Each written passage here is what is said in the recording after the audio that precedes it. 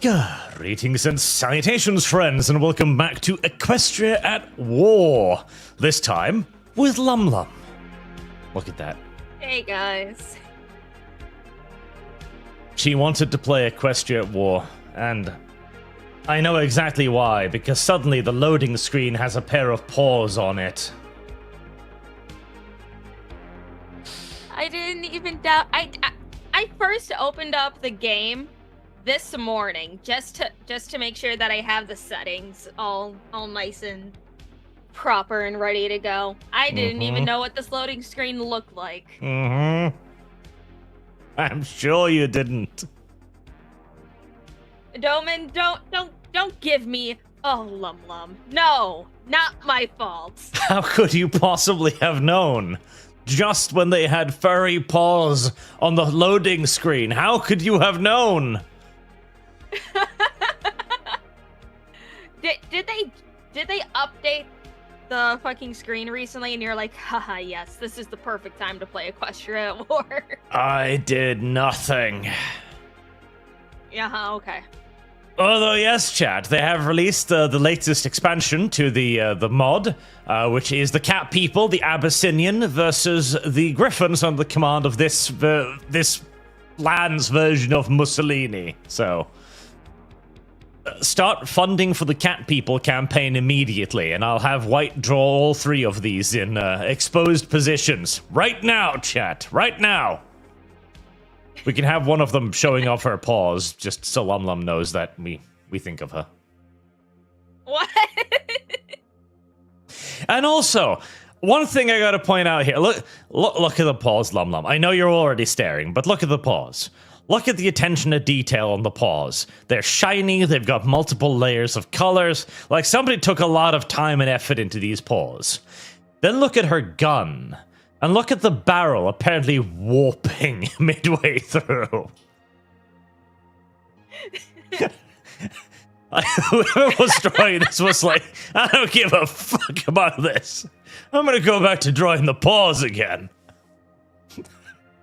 The fact that there's proper rendering on the paw pads and then just a colored sketch on the rifle is very funny. Yeah, like the fucker didn't even bother to make sure it was straight. He was like, nah, I don't give a fuck. It looks like a gun. Fuck it.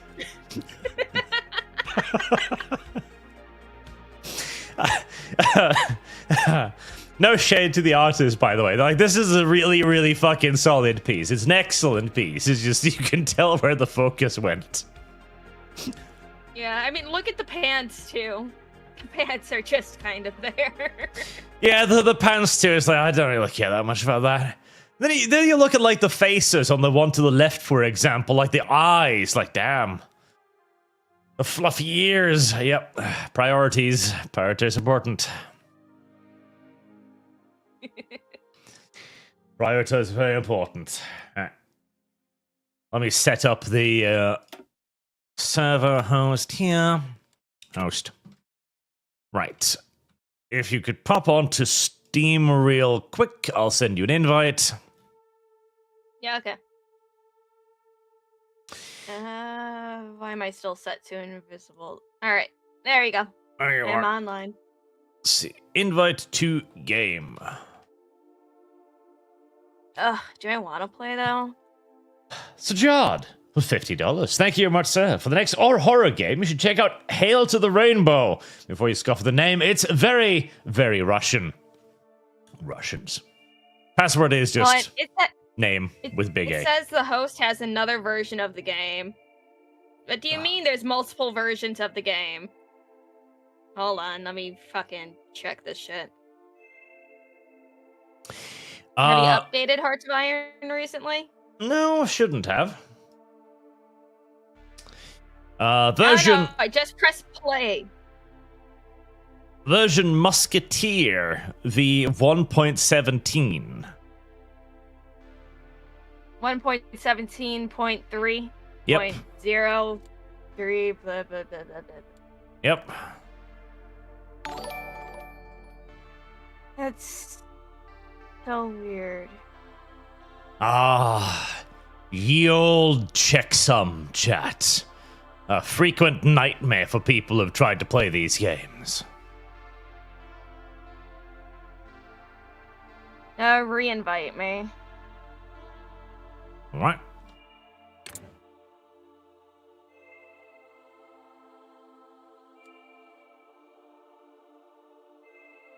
Invite to game.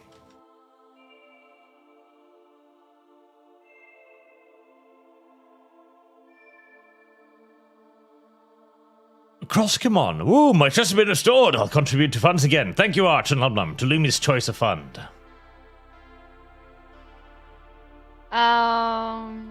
Let's see. We will do Dawn of War 3 and the cat campaign. Cat campaign. Yes.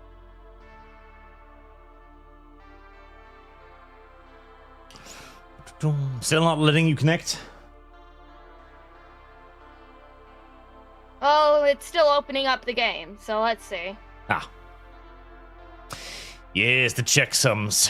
To be fair, Hearts of Iron, this version of Hearts of Iron is more forgiving. I remember Hearts of Iron 3 was an absolute nightmare.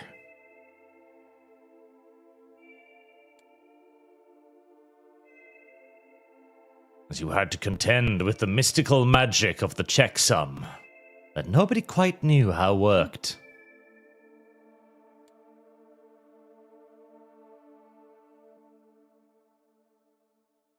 That is why single player is king. Correct, Jaegerants. Correct.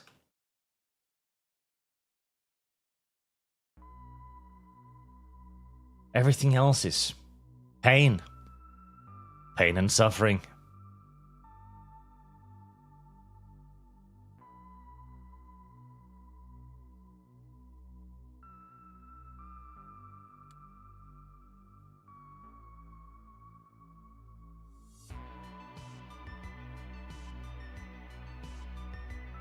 Naturally, my game crashed, so I had to open it again. Roger. I'll play games. Let's try this again. If the host has a gameplay DLC expansion, the player does not. The game acts as if the player has it. Okay, yeah. I just double checked. It's supposed to be just sharing my DLC, which is one of the good things that fucking Hearts of Iron actually does. Mm-hmm. Alright, try inviting me again, I guess. I'll try. Rum. Invite to game. What?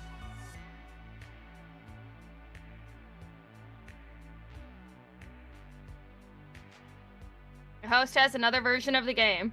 What the fuck? Let me just check. Just on my end too, just in case.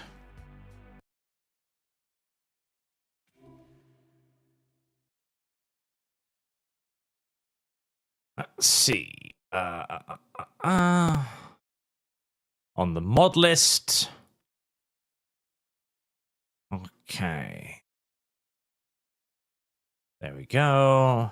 I think I know the problem. Did he have a different mod enabled? that you didn't have? Player-led peace conferences, because last time I played this, it was with Kibbs. Ah, I see.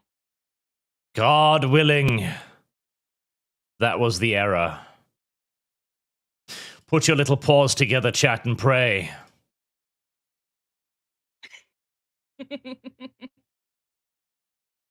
And keep funding the cat campaign. Sajad, would you like to give your donation to the cat campaign? Would you? Would you? You know you want to. Plus, I feel white somewhere in the ether, vibrating, wanting to put just as much effort into the paw pads too. Probably that, and also he wants to eat. I mean, he's on salary now, so he can eat every month if he so chooses. Not every day. Will you ever free him just enough for me to get a commission in there? I don't think so, no. Gotcha. you give me white, and you're like, here you go, Lum Lum. I'm sure he wants to eat.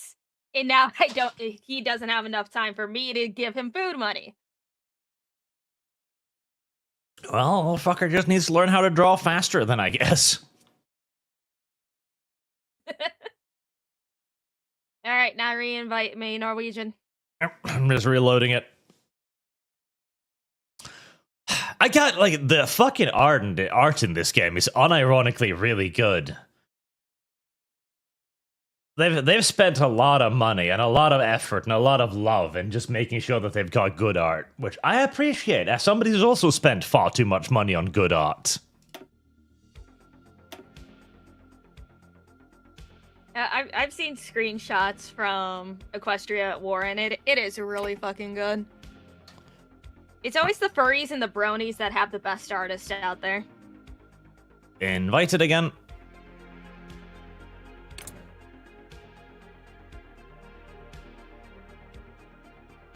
Huzzah! We got it. There we go. Slight Is the hiccups. password same as everything else? Yep, capital A.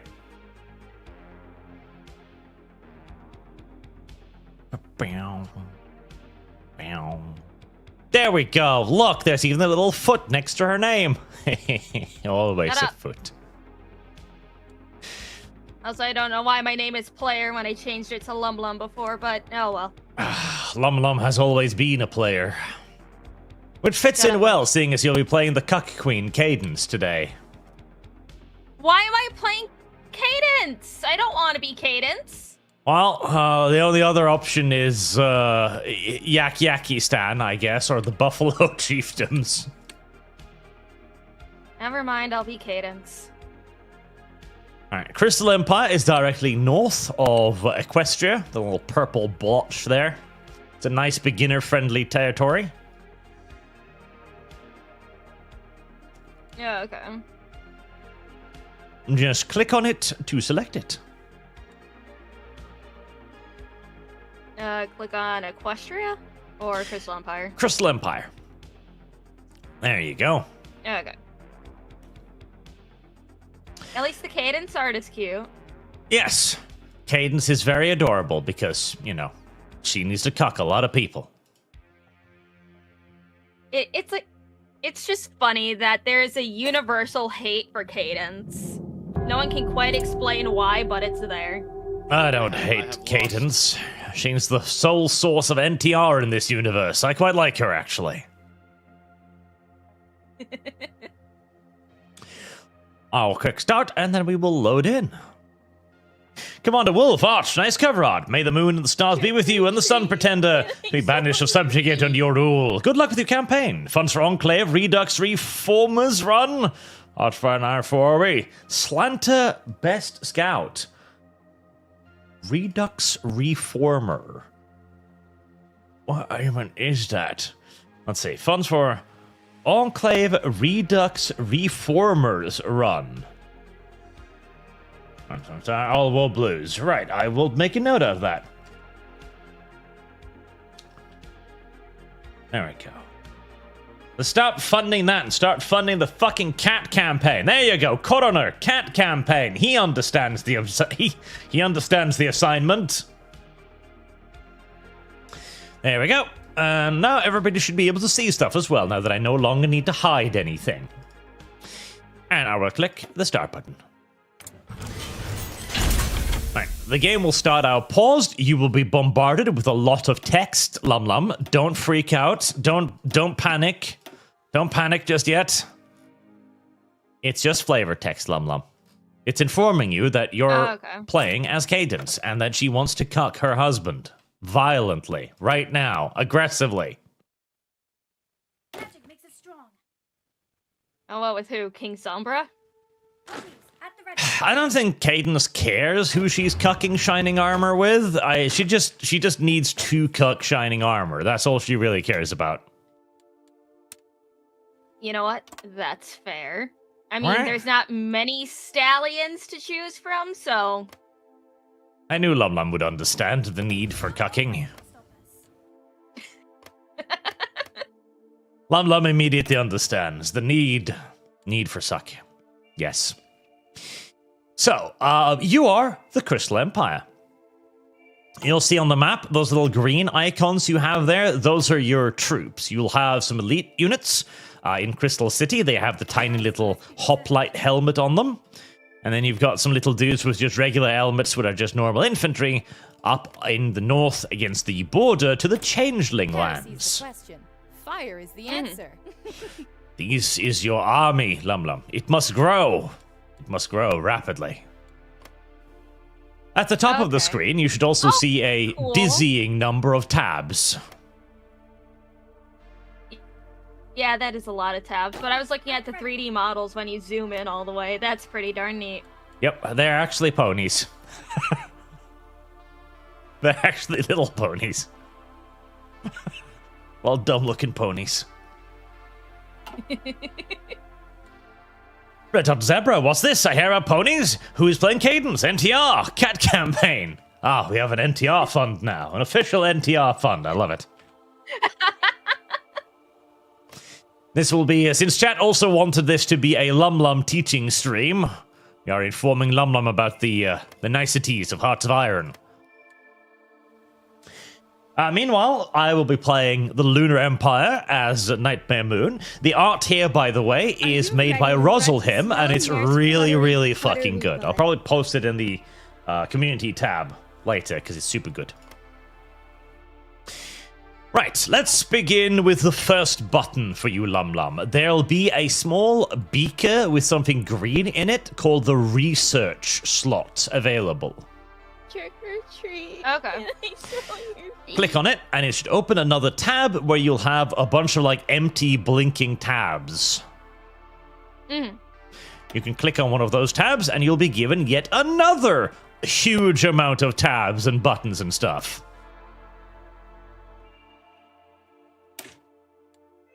Man. So basically, I put in research points to discover different types of guns, armor types, and all that other shit. Yes. In this, you simply click on one thing you want to research, and it'll start researching. To begin with, you want to be going to the right-hand side of the tab and looking at the things you've got over there. So you're probably going to have something called pony technology at the end.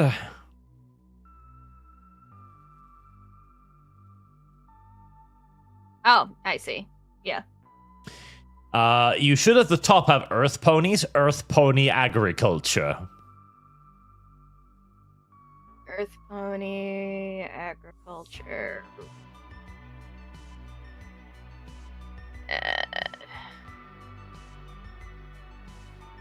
Pony Technology, Earth Pony Agriculture. Okay. Yep. So if you hover over it, you'll see the things that it does. You can also click on it, and it'll tell you. So what it does is it gives you more monthly ponies. The ponies will be friskier. They will fuck harder and more determinately. This is good, because the more ponies you have, the more ponies you can send into the meat grinder. Okay.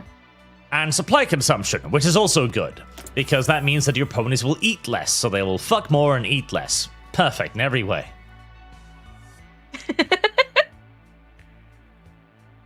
Then you can click research, and you'll see that be the first tab. And you'll also say that it says 130 days. So it takes 130 days for this research to be completed. Okay.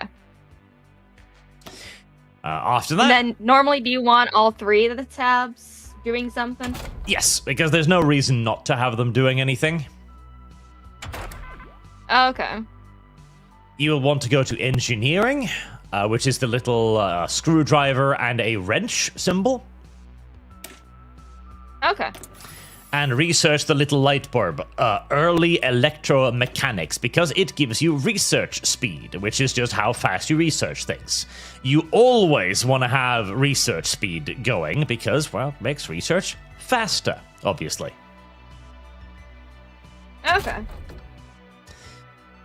And then, on the production tab, which is right next to the engineering tab, you want to click on National Standards, which increases your production efficiency cap. That allows you to produce more things more quickly. Production standards. Hold on, where is that? At the very top, it looks like a little wrench with a gear behind it. Wrench with a gear behind it. No. Okay, there we are. Yep. Now, if you look downwards a little bit to the one directly underneath it, automatic turret lathes, If you hover over that, it'll say technology is 1 year ahead of time. The more ahead it is, the bigger the time penalty. So if you're researching things ahead of time, it's going to take a lot longer because there'll be a malice. So it's very rarely worth it to actually research anything ahead of time because the malice to the time will be such that you might as well have researched something else during that period. Okay.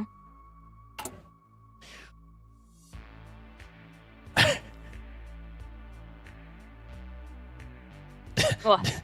Death provides valuable context. Cadence is more of a forced cuddles princess. Remember in the episode that Cadence is introduced, she's shown forcing 2 ponies that are arguing to fall in love with her with magic. That's true. She uses her cucking power for good, not ill. Most of the time, anyways. Night Shroud, I Arch. mean, it's like... With all that is going on, the dumpster of Minnesota, has Trump won or did he surrender? I think he has tackled the bad PR for a compromise. Well, the police are now actually operating with ICE, so I consider that a step forward. I am optimistic.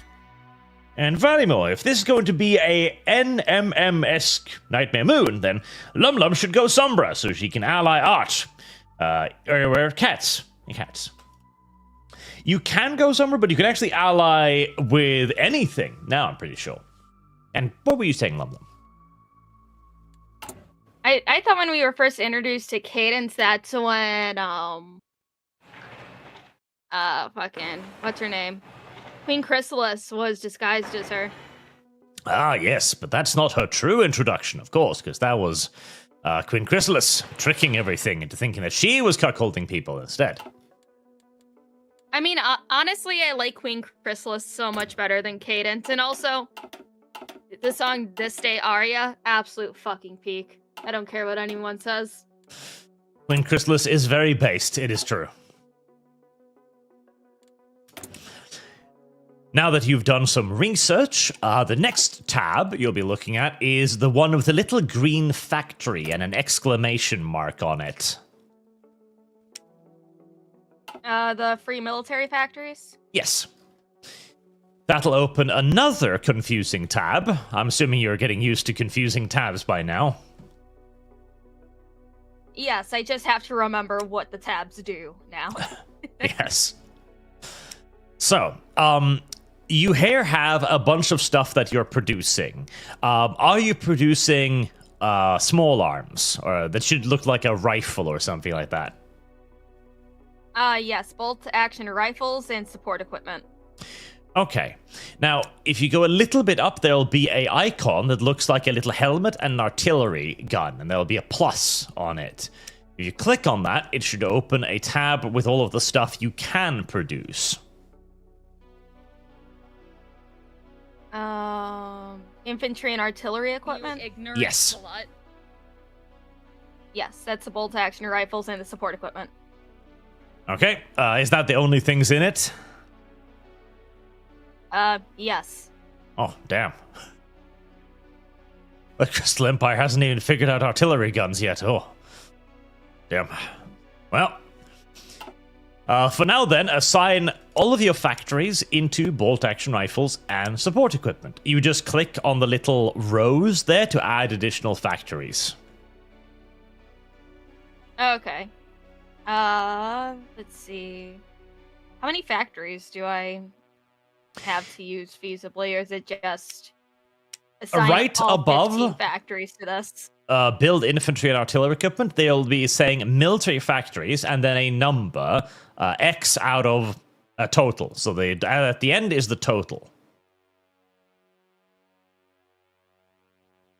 Let's see. Click to assign 15 military factories for this production line. This will give base production output of 4.5 per day. Total output will be affected by resources.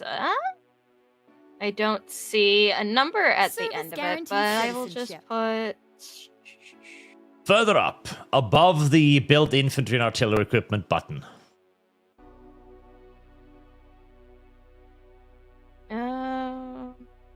Oh, military factories. Yes. It says 2 out of 3. Okay, so you have 1 factory free. So just assign that probably to the bolt-action rifles. Okay. Yeah, I have one on each, so and I'll just have 2 for the rifles and 1 for the sport equipment. Excellent. Right. Next up, then, is there'll be a button saying "No National Focus Set" with a little exclamation mark and a question mark. Mm-hmm. And now you'll be seeing yet another massive sprawl of buttons. Jesus Christ, that is a lot of connections. Yes. Yes, it is.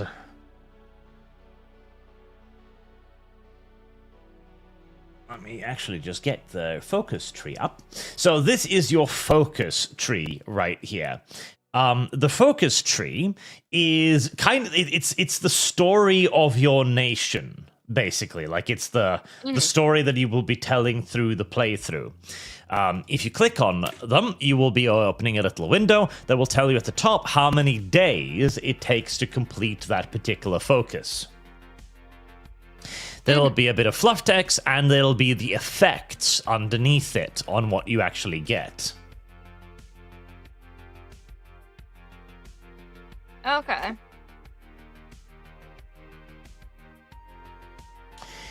Let's see. I wonder if they've updated I don't want this. popularity of communism going up by 5%. Psh. No, that's terrible. Why would you want that? No, I was looking at the crystalline anniversary, and when he completed it, says change in popularity of supremacy, 3%. Change in popularity of communism, 5%. Modify royal family by daily political power gain, 0.05%. I'm like, ugh, communism. Communism. Disgusting. So a lot of those are probably just like the just like the opening ones that you can pick it pretty much any way you want. Eventually, you'll go down to something called Past Glory, as I'm hoping they haven't updated this tree since last I saw it.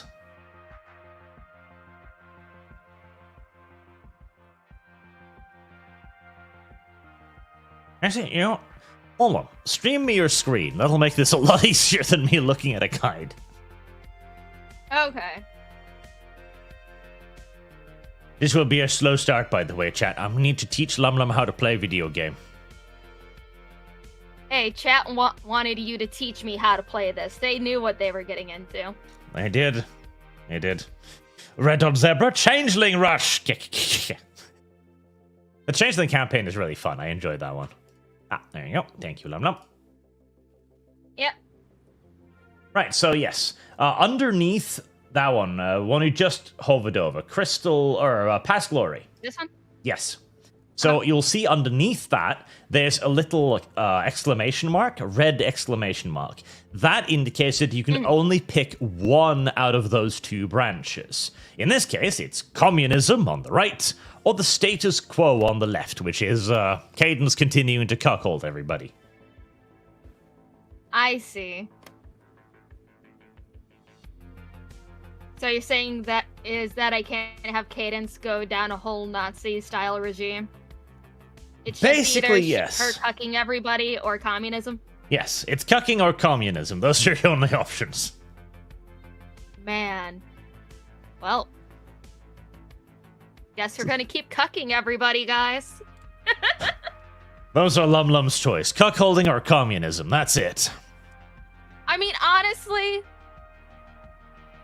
cuckolding is not worse than communism. That's true. And if Cuckolding anyone isn't says worse than otherwise, communism. Then, if anyone says communism is better than cucking, then I'm sorry, you're a lost cause. They are. They are. Rubberleg, so is this a co-op playthrough? Is Lord Arch the Supreme Ruler? Lumi is his faithful vizier. Just make sure she stays from hooves. No clopping Lumi. Ah, the no clopping Lum Lum. Freda, cat campaign. Yes, continue donating to the cat campaign so I can have white draw furries. For now, you can probably start with Equestria games, I imagine, and then go on to get the first 5 just done in any particular order. Okay. So, Equestria Games, and then which one after that? Or we'll get there when we get there. Right, so do Equestria Games, and after that, once that's done, we'll probably go to military expansion on the right, just to get you a little bit more armies and stuff. Military expansion. Where's that? All the way on the right. It'll tell you when the first focus is done. Oh, not there. On the decisions tab. Jesus Christ. So you go all the way to the left hand of the screen and you click on your flag. There you go. Is it? Yep. And there you'll see Equestria Games. Right next to the Cuck Queen. A little further up. Okay. There you go. Yep, just wait for that one to finish first. Okay. Now, go to the construction tab. It's at the top left and it looks like a little digging machine. It's like a little digging machine. Yep. Okay. And Right up from where you are now. This one? There you go. There you are. So, now you have civilian factories. It's the little orange factory with the steel beam underneath it on the right. okay, go. this one. Yep. Click on the map on one of the free provinces. So it says like 01. That means that you can put one factory there. Oh, we don't have any by the water, so we'll go there. That's Oh, not water. nope, that's in the yak range.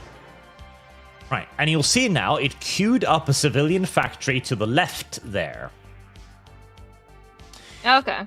You'll also see that it says 3 out of 15. So you have 3 civilian factories. Civilian factories are what you use to build stuff, like military factories, infrastructure, roads, air bases, all of that stuff.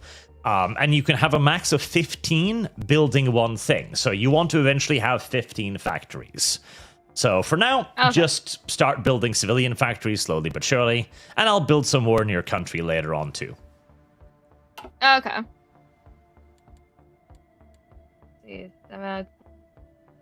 And the 15 are also counted in the ones that are already here?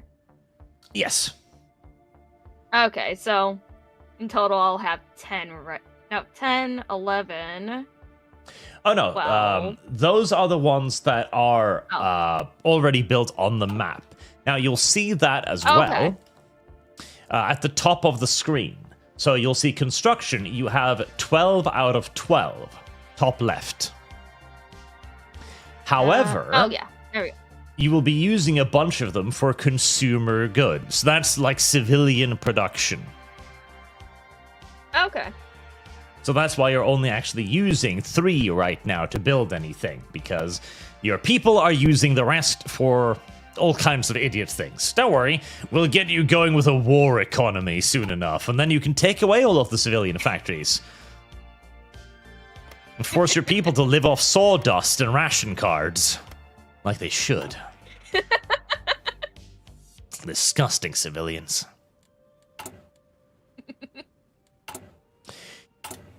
Right, that's all you need to know immediately. You can also go back to the little military tab. There'll be bottom right. There'll be a little horse. There you go. You've already clicked on it. Here, you can click on your units.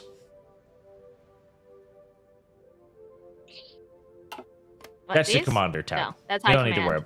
Yeah, you don't need to worry about that one just yet. On the main map itself, on the map view, you can see the little green icons. Oh. Yeah. Yep. Those are your troops. You can select one of those.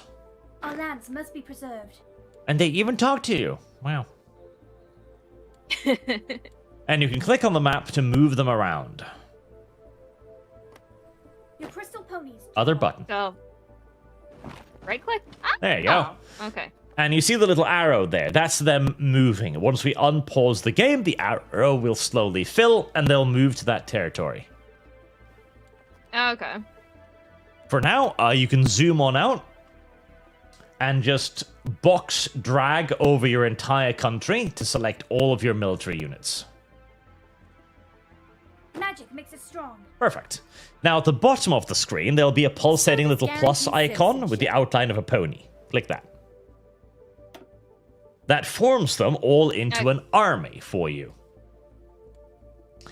And at the top left, you can now click to assign a commander. This one? No, top left. Wait, no, this one. There you go. Right, and there you have your commanders. Oh, look, there's Flash. Flash.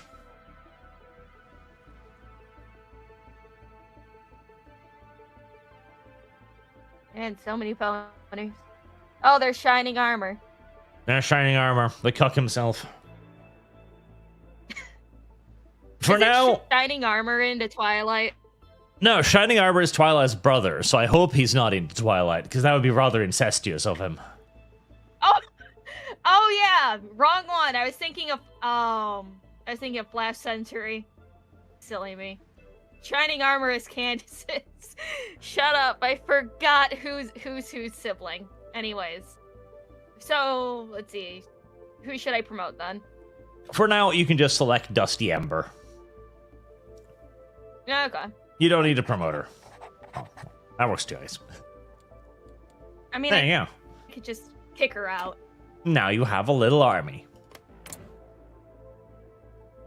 Rubber legs, Lord Arch will lead a marriage between Lumi, Sombra, and Archley. Nightmare Moon. If not, I cast capitalism to make it happen.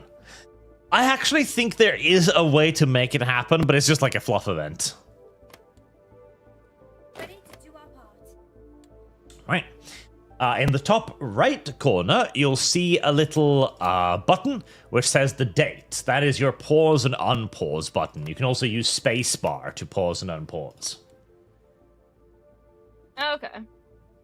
So now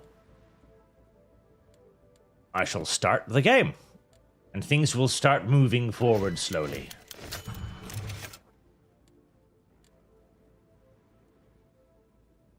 And occasionally we'll have little events pop up. Like this one. Happy Heartswarming and Happy New Year. Several days ago, ponies across the country celebrated Heartswarming, an annual holiday commemorating the founding of Equestria.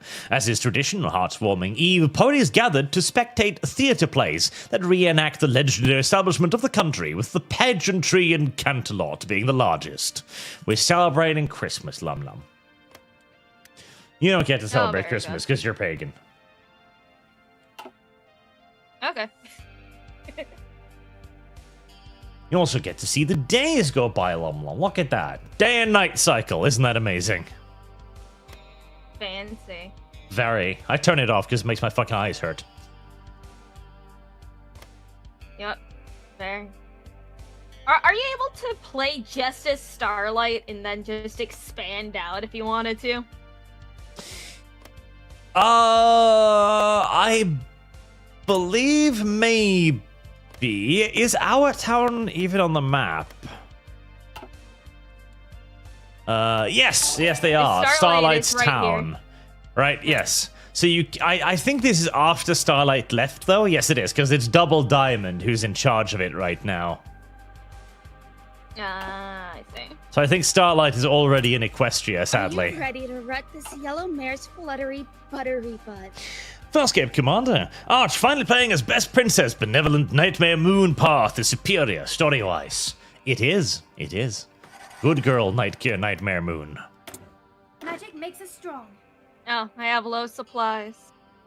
That's is probably because you've got dudes on the border. You can click on the little low supply icon, and it will take you to what units are in low supply.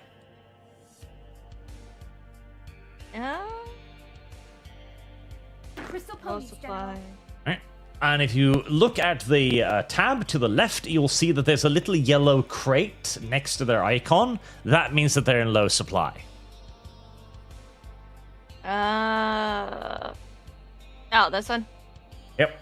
You also see it on the units themselves. Like, you've got 2 units on the screen right there, near the bottom right, which have the little yellow crate on them. Right to the right. There you go. Oh, there it is. Yep, and you also see right there that they're in a red territory. So you can move them back to the blue, and they should be able to get supplies. Ponies at the ready. Okay. Let's scooch you back to Moving out. You can also click B on your keyboard right now, Neither snow nor rain can stop us. Okay. and that will order them to do a strategic relocation, which is many, many times faster, as they'll be using trains and vehicles and stuff to move instead. Okay. Here, I'll unpause it, and you'll see how fast they move.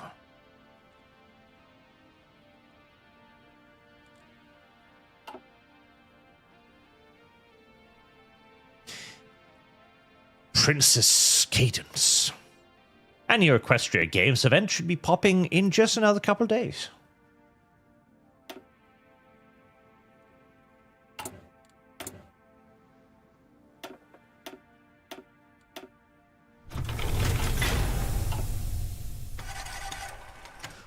Start making that too. Free military factories. I don't care. I don't want extra guns. Extra guns are bad for me because I'm going to rebel against myself.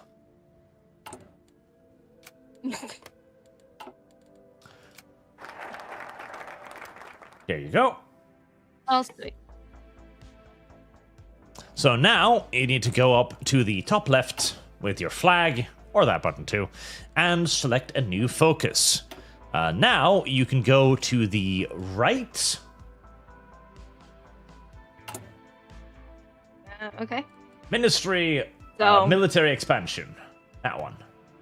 Okay. I'll give you loads of more pony power and division organization, which is very, very good. Oh, well, neat.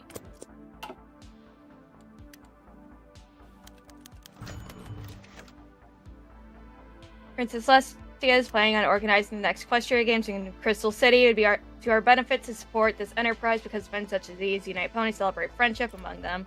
Yeah, okay. United ponies in friendship. You want to be friends with all of the other ponies, don't you, Lum Lum? The Coldstream Summit. Today, the Coldstream General Porter released the agreement drafted by the leaders of the River Coalition after their summit in the city of Coldstream. As per the course, the summit formally renewed the defensive pact between all 8 nations and their promise to stand together against any outsider intrusion. However, the agreement goes beyond the status quo and activity condemns the bloodshed currently occurring in Are you the ready to rut this country yellow of mare's Longsword, fluttery, warning buttery Count butt? Palace to end his abusive native ponies. The agreement also hopes for a peaceful resolution of the Rodfeld Civil War, but the language included in the part does not pave the way for an immediate military intervention. And that is an event on the other side of the map, Lum Lum. Yeah. If you zoom out far enough and you go all the way to the right, you'll see the entire continent over there, and Africa down south too. We are but a tiny So part. it's somewhere over here? Yep. We are but a tiny part of a much greater world, Lum Lum, filled with ponies, endless ponies. You know, I think we're missing out on an opportunity of just being sea ponies and taking over the overworld by flooding everything. Somehow. If you go down a little south to the African continent, Lum Lum, and the little part, a little bit to the left, and up, and near the coastline there, you'll see a kingdom called Abyssinia. Kingdom of Abyssinia. Yeah. Yeah, click on that. And then the little flag to the left. There you go. And click on Unknown Focus. And there's the fat little cat. Oh my god!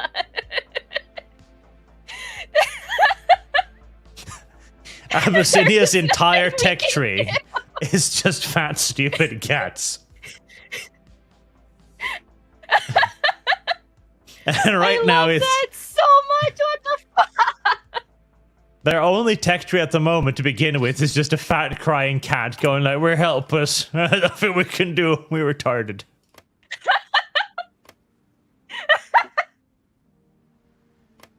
Okay, I love this.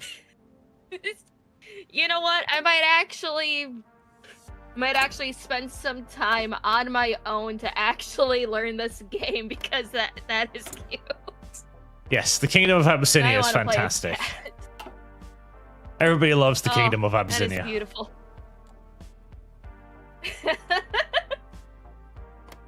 Boog, hail Nightmare Moon, true leader of Equestria. True. Valimir, Sombra takes over Crystal Empire and non-aggression practice Equestria. Yes, folks. Sombra to marry Nightmare Moon. There's even a chain to get Sombra. Damn. Damn indeed. The Kingdom of Abyssinia is pretty cute. That's pretty wonderful. Pretty fantastic, you could even say. Now we just let time pass by. Yeah, okay. Normally, for much of the time, you'd be playing at maximum speed, but I'm pretty sure, the internet can't handle that. World sovereign regime is very unlikely that it is still ponies evidence of tyranny, horror of enslavement, lives in the hearts of crystal ponies, regardless, blah blah blah blah blah blah blah. Blah blah blah. The ponies are afraid of being enslaved? Well, they should be. You fear slavery? Honestly, what is slavery besides just working overtime? Well, I mean, I suppose, yeah.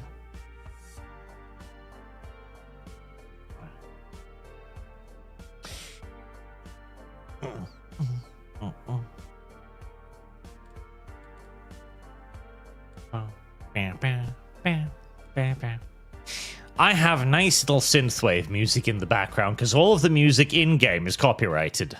So I had to get other stuff. Yeah. An interesting meeting. Day in the Crystal City. You're walking through the streets. You stop near a souvenir shop and glance at a poster behind the front display window. A pony in over-exaggerated heavy chains languishes in the foreground, while a dark silhouette of King Sombra looms in the background. May tyranny never return to the Crystal Lands, reads the writing. Who would ever pin that in their room? You wonder aloud. Suddenly, a young, pretty pony with light pink-colored fur and a dark blue mane stops nearby as you continue gazing over the poster. You turn and find her staring through the window. I hope he will return one day, she says quietly. What, you ask? Have you never wondered what the Crystal Empire would be like if King Sombra returned, she replied. You look at her stunned. Come join us to find out, she says, and puts a note into your hoof. Part of me is interested.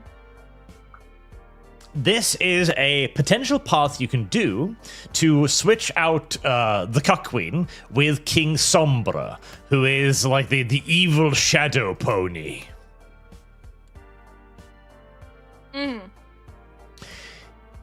Would you like to become an evil shadow pony, Lum Lum?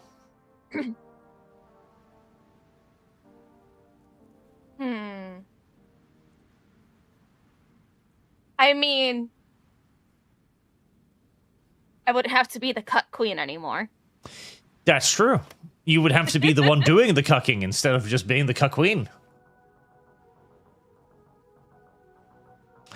Isn't that the position that you'd rather be in? Doing the cucking instead of being the Cuck Queen? That's true, yes. It's a vastly superior position, and none can argue.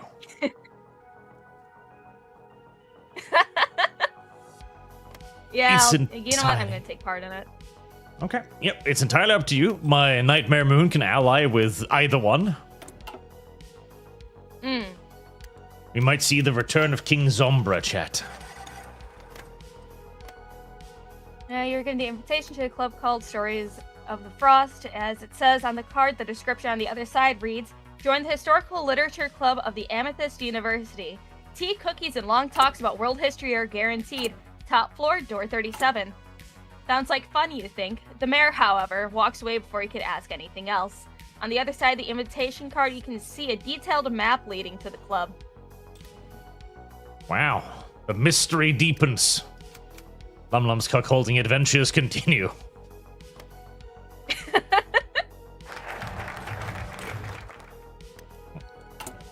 Equestria game.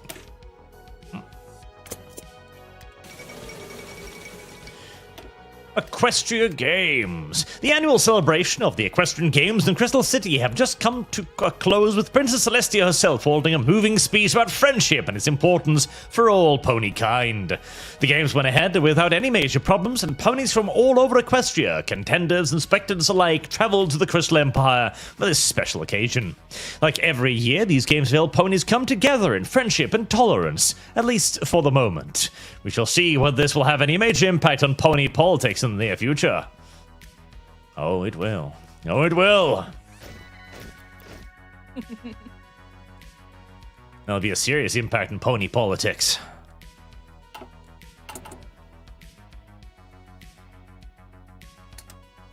It is very important, chat, that you truly understand the power of pony politics. 2 parties. I think that's the one that starts the quest chain for bringing back Sombra. So you do want to activate those. 2 parties. Yes, that's the one. 2 parties? Yep. Okay. That will take 21 days to fire.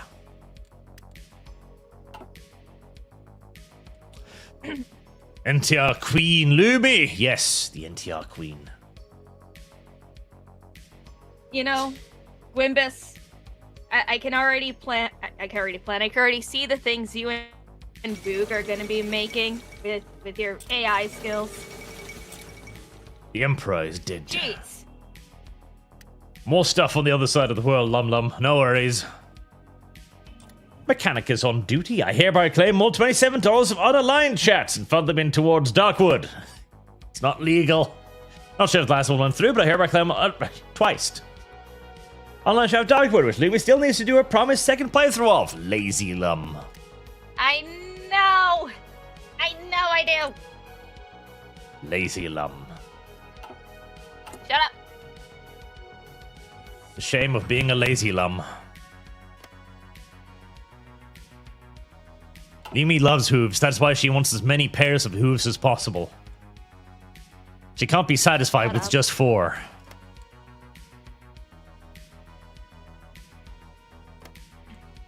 There's just no way. Ah. National focus completed. Heck yeah. Meanwhile, since you met the mayor near the souvenir shop, however, you kept the card, and today you finally had time to follow the instructions that supposedly should lead you to the location of the club. There's something alluring in that card, that mayor, in what she said that day. You took a walk through the streets and found yourself at the end of the suggested route. An ordinary newly built apartment building stands in front of you. Off you pop. Oh, military expansion as well, so you can open up that window again. Here, select national focus. You can also use the left mouse button to drag around on the screen, so you don't have to zoom out all the time. Okay. Right. The one directly downwards now, the one with the little factories, that will give you free military and civilian factories. Those are always great, because those are just free factories, which means you can build more stuff. So take that one. Hell yeah. Free things. You climb all the way to the top floor of the apartment building, and anticipation slowly fills you as you climb the stairs. After knocking on the wooden door, you're greeted by a stallion garbed in an old, dusty magician's robe. Is this some kind of cosplay meeting, you think silently? The stallion motions you to come in and closes the door behind you. The apartment is illuminated only by pony magic, candles, luminous plants, and crystals. Despite this terrible lighting system, you can distinguish a bunch of ponies on the couch. At the table and on the floor.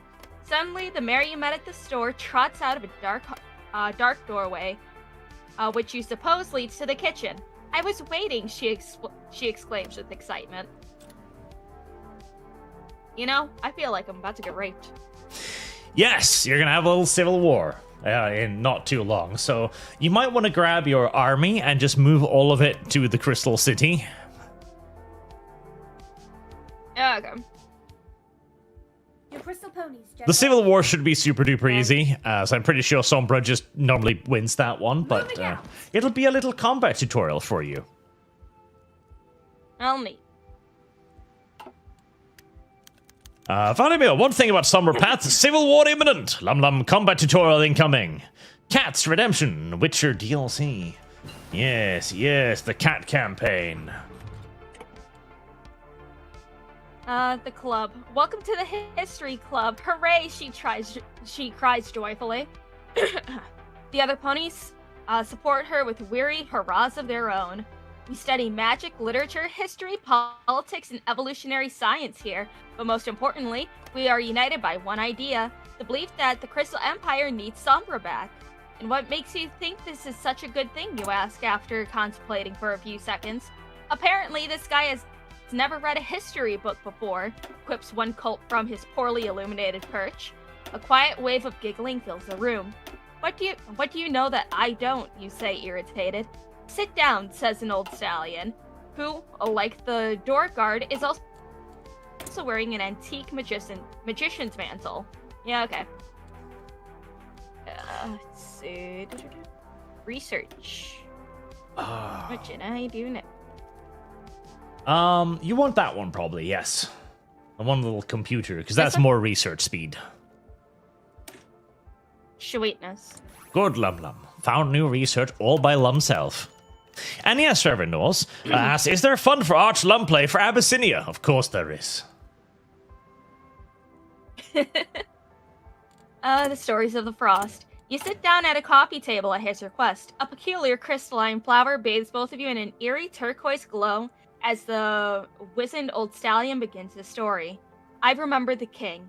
I remember a time when the Crystal Empire was great and powerful, was really an empire. The lands of the Yaks were under our control, the western shores were our second home, and our flag was even planted in the soil of the savage griffins. The crystal ponies were true masters of Equestria and beyond. The soil was rich, the grass was green, the empire thrived, and the ponies were free. It was then that the Alicorn sisters of Equestria started to become jealous of our greatness and power. Using the dark magic of the so-called elements of harmony, they imprisoned the king and all of the crystal ponies in a place outside time and space for more than 1,000 years. And now the Crystal Empire is shamelessly trod upon by the Sisters of Equestria and their unlawful installed puppet, Princess Mi Amor Cadenza. The greedy hoofs take away all the treasures of the Crystal Empire, giving nothing in return. That's the only hope for the Crystal ponies. The only way for them to gain the future they deserve is through the return of King Sombra. With our help and his magic, we will restore the old glory of the Crystal Empire. The stallion ends on a triumphant note, but the effect is somewhat ruined as he starts coughing furiously a second later. Those evil ponies, they're oppressing you. I love when old people tell stories, it's great. Watching it all. Lum learning time. I'm worried leering maybe replace learning in English language. Oh my god. Seeing leering center. on learning centers. Yes, here. Come to the leering center, everybody. Let's see. An offer of the lifetime. For more than 2 hours, the ponies narrated to you the history of the Crystal Empire, told you of the time when King Sombra ruled over the land, that he was wise, just, and caring to the ponies, that the sisters unveiled his glory and majesty. All of this greatly differed from the Equestrian narrative, but sounded so convincing and motivational. We've been watching you for many moons, says the old pony suddenly. We know you want to help. We know you want to aid King Sombra's escape from his shameful prison. The crystal ponies must rise against decay and oppression. The time is perfect, frankly, as the stars align in the correct position only every 500 years. It is the best time for the incredibly powerful reincarnation spells that will be called for. There is a way to bring King Sombra back, but we need your help. Together we will change the history of the Crystal Empire, and maybe the whole world for the better. Lum has realized that she's playing a visual novel today. Hey, I love visual novels. I love good storytelling. So, I'm all in for this. I don't care. Red dot zebra. So how much to ensure rarity gets imposed? Rarity will be a friend. To not be a moon, of course. Boog, reminder that all atrocities that Celestial committed were necessary, and that constantly letting things get worse were just for training Twilight. That's right. Yeah, right. The decision. You exit the apartment and walk home, reconsidering your life choices. You are offered a chance to change history. Are you really that powerful? You really have the right to decide the fate of millions Service of ponies? guarantees citizenship. The group believes that I'm one of them. But what if they really succeed? You whisper. Maybe I should report this all to the police while I still have the chance. The churning thoughts into your head cause you to lose your bearings, leaving you endlessly wandering through the streets of the Crystal City. You get home late in the evening and sit down at the kitchen table, head clasped in your hooves. Suddenly, you realize what must be done. Time to join a cult, baby! Time to join a cult. We're gonna bring back Demon Pony.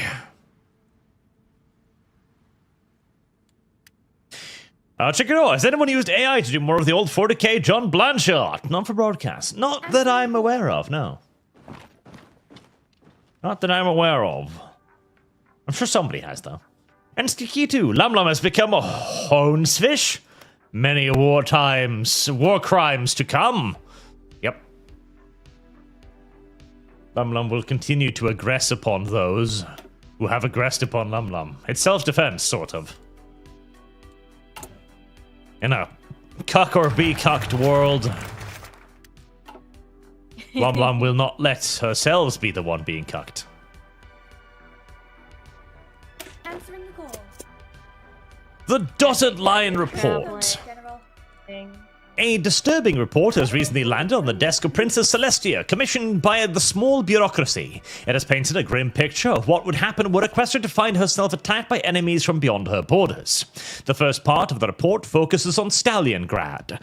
While they have not been particularly keen on jumping across the border, whatever the rhetoric coming out of the Palace of Soviets says, were it to happen, the Royal Guard with its less than 10,000 soldiers in the area would find itself swept away by the Red Army, which the reports reckon would get as far as Albion and Transylvania before moving to threaten Manhattan.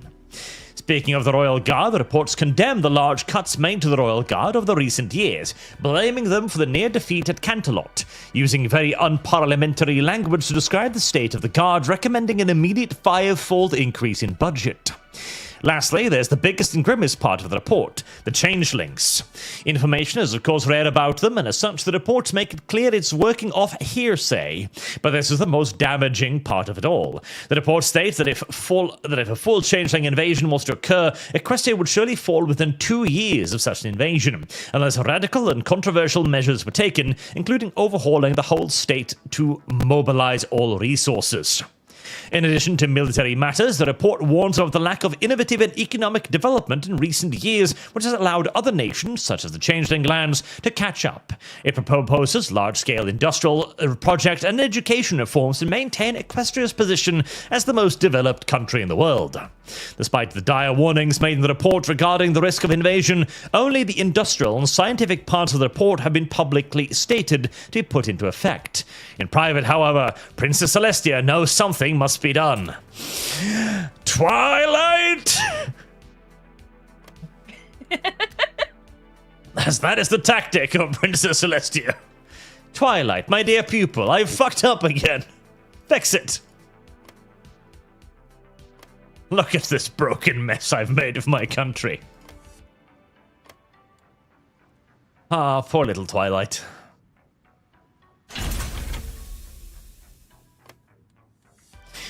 I have concluded that the Vanilla Heart of Iron 4 is just a launcher for Equestria at war. That is correct. That is really the only purpose it serves. I've honestly I have never actually seen anyone play regular Hearts of Iron, just Equestria at war. I mean, unmodded is probably fucking rare, to be honest, because unmodded Hearts of Iron is, and it's just not like it's awful, but yeah, it's definitely not as good.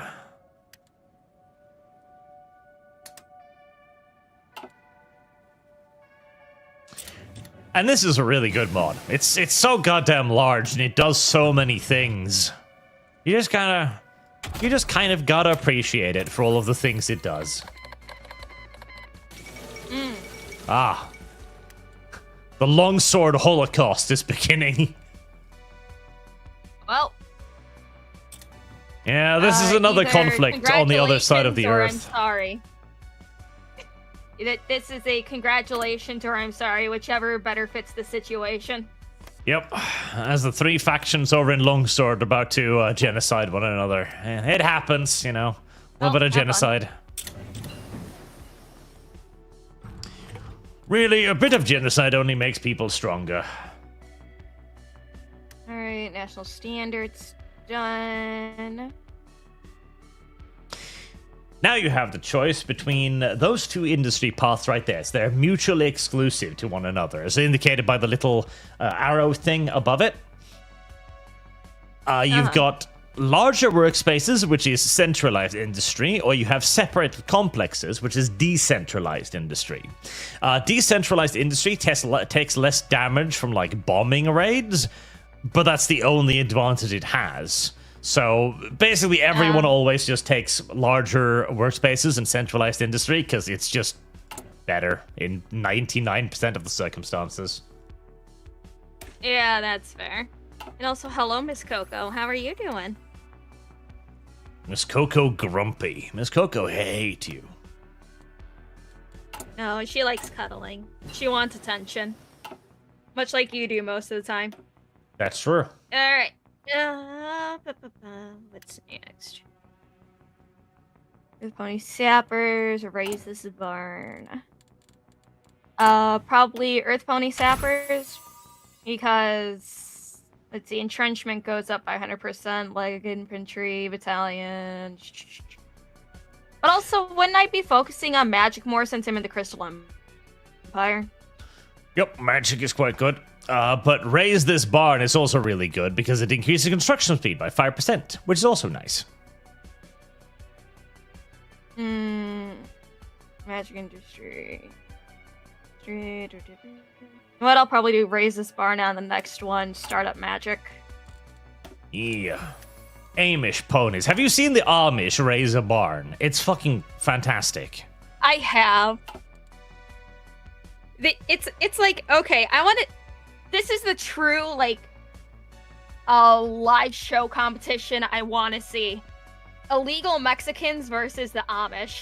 Who can build a small settlement the fastest? Well, it depends on the standard of the settlement. I think the Amish would build a really good settlement, but I think the Mexicans would build it faster overall. Yeah. Ooh. Right, so those can only happen when you're at war, so you don't need to worry about those just yet.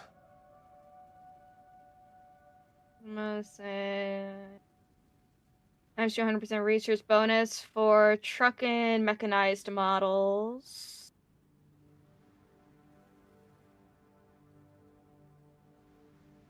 Today. Oh no, I would need Amethyst University to be able to do that one. I would need, let's see, for the princess.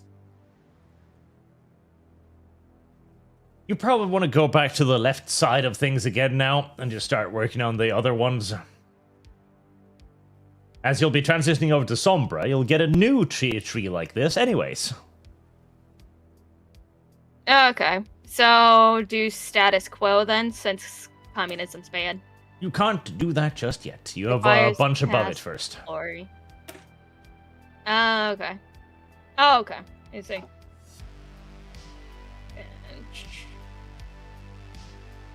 Oh, Crystal Fair Grand Festival.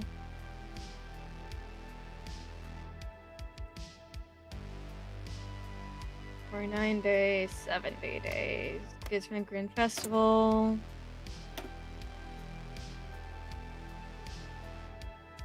The Lunar Bridge. I don't know, which one's... You know, Grand Festival seems like it'd be more useful. Grand festivals. And grand festivals are fun. Fun and engaging. for the whole family. Ah, the civil war begins brewing. A modest proposal. Celestia frowned, flipping through the reports of missing weapons shipments. She stared in surprise as Luna entered. Luna looked serious. Celestia, I've stayed behind the scenes since my return. I believe it's time for me to step out and take more responsibility. Celestia froze. Was Luna ready? Yes, of course, she thought, chiding her internal hesitation. That sounds wonderful, Luna. We are meant to rule together. Did you have something in mind? Yes, sister. Armed insurrection, actually. Cox Bolter with malicious intent. Luna nodded, her throat catching. The Thestrals. It isn't right. The Equestria doesn't just have 3 tribes. Thestrals shouldn't be shunned, but welcomed as the 4th tribe. Celestia raised her hoof to object, but Luna continued. I know they don't even want to be Equestrian, especially with all the unpleasantness after, well, you know. But they were my little ponies, and I failed them. Her voice dropping to a whisper. I failed them, Celestia. I need to make it right. Equestria should be friendly home to every pony. Of course it would be this, Celestia thought. Racism yet again. The Bat Ponies had hardly been willing to join the 3 tribes after their princess was banished from the moon, and even after Luna's return they were suspicious. But the Bat Ponies weren't the real problem. It was the Equestrians. A small horse is easy prey at night, and something about the night-loving bats seemed to instill fear and mistrust even amongst the many. When Nightmare Moon rose, terrified ponies attacked Bat Ponies and drove them into the mountains. Ancient prejudice still lingered. No, Luna. And also, I got... I have a special project that I could do. Should I recruit Sunburst so then he can work on this? Yes, you should. No, Luna, your racist ways will not avail you here. I will continue to discriminate against the Jew ponies forever. Luna purpled and the stars in her mane grew into angry pinpricks. How can you say that, Celestia? I failed them. You failed them too. What have you done in your millennia for them but pretend they don't exist? I didn't come here to ask your permission. I came to tell you my decision. I'll fix this problem with or without your support. The Bat Ponies are the chosen people. They are the Aryans of Equestria, and they will rise from underneath the oppression of the brown earth ponies. Boog, Amish build it faster and better. Lazy Mexi can't. Oh, shots fired. It's a Mexican civil war. Boog on one side, Lum Lum on the other. Who will cuck the other first? It's the only way they know how to fight. The princess's speech. The Canterlot Auditorium began to slowly fill with journalists, members of the high society, and curious citizens. Luna stood backstage, steadying her nerves. This had seemed a lot easier in her head. Her stomach lurched and her legs trembled. She tried to visualize her bat ponies. They needed her help. She took a breath, marched onto the stage and began to speak. Nervously, haltingly, but not stopping. All of the plight of the Bat Ponies and her planned reforms, laws, education, investment, administration changes. But most importantly, a change in the heart of the citizens of Equestria. Twilight had told her that good speeches have a memorable conclusion, so Luna made sure to save the best for last. And so, as these reforms come to pass, we shall invite the Thestrals to become the 4th tribe of Equestria. The 4th Reich will rise. Yelling, questions, noises, anger. Luna backed away from the podium, her legs threatening to give. She fell back on royal habits. Silence! The room fell quiet. I will take some questions. Please, raise your hooves. Yes, you. Canterlot Chronicle, these reforms will surely be controversial. Have you consulted with the public on this? Well, Philadelphia Enquirer, shouldn't we have a say on allowing new races into Equestrian society? Yes, but Canterlot News Network, does Celestia not support these reform? Why isn't she here? Well, that's not... Luna begins to panic. Everyone! Of course I value everyone's opinion. I wouldn't force you, unless I have to. We will have a referendum. Yes, a referendum about accepting Thestrals as the 4th tribe. Thank you. No more question, please. The aftermath. Luna collapsed, sobbing. A referendum? What had she been thinking? And if she lost, she may be able to pass laws as she pleased, but not after agreeing to hold a referendum on the issue. She'd hoped to give the Bat Ponies hope, but instead had only stolen it from them.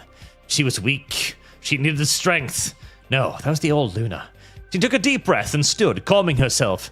She needed the support of her fellow ponies. With cooperation and friendship, anything was possible. And so Luna decided to recruit a guerrilla movement to overthrow her sister. A wise choice, Luna, my dear pony.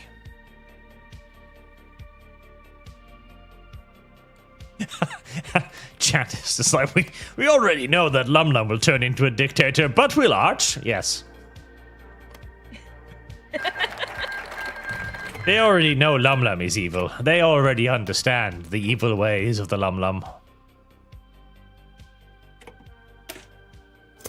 I mean, hey, it's like, I don't know, for some reason, I've just been wanting to Violently oppress ponies? games that I could just be evil. I want to do something that just, I want to be an evil fucking dictator.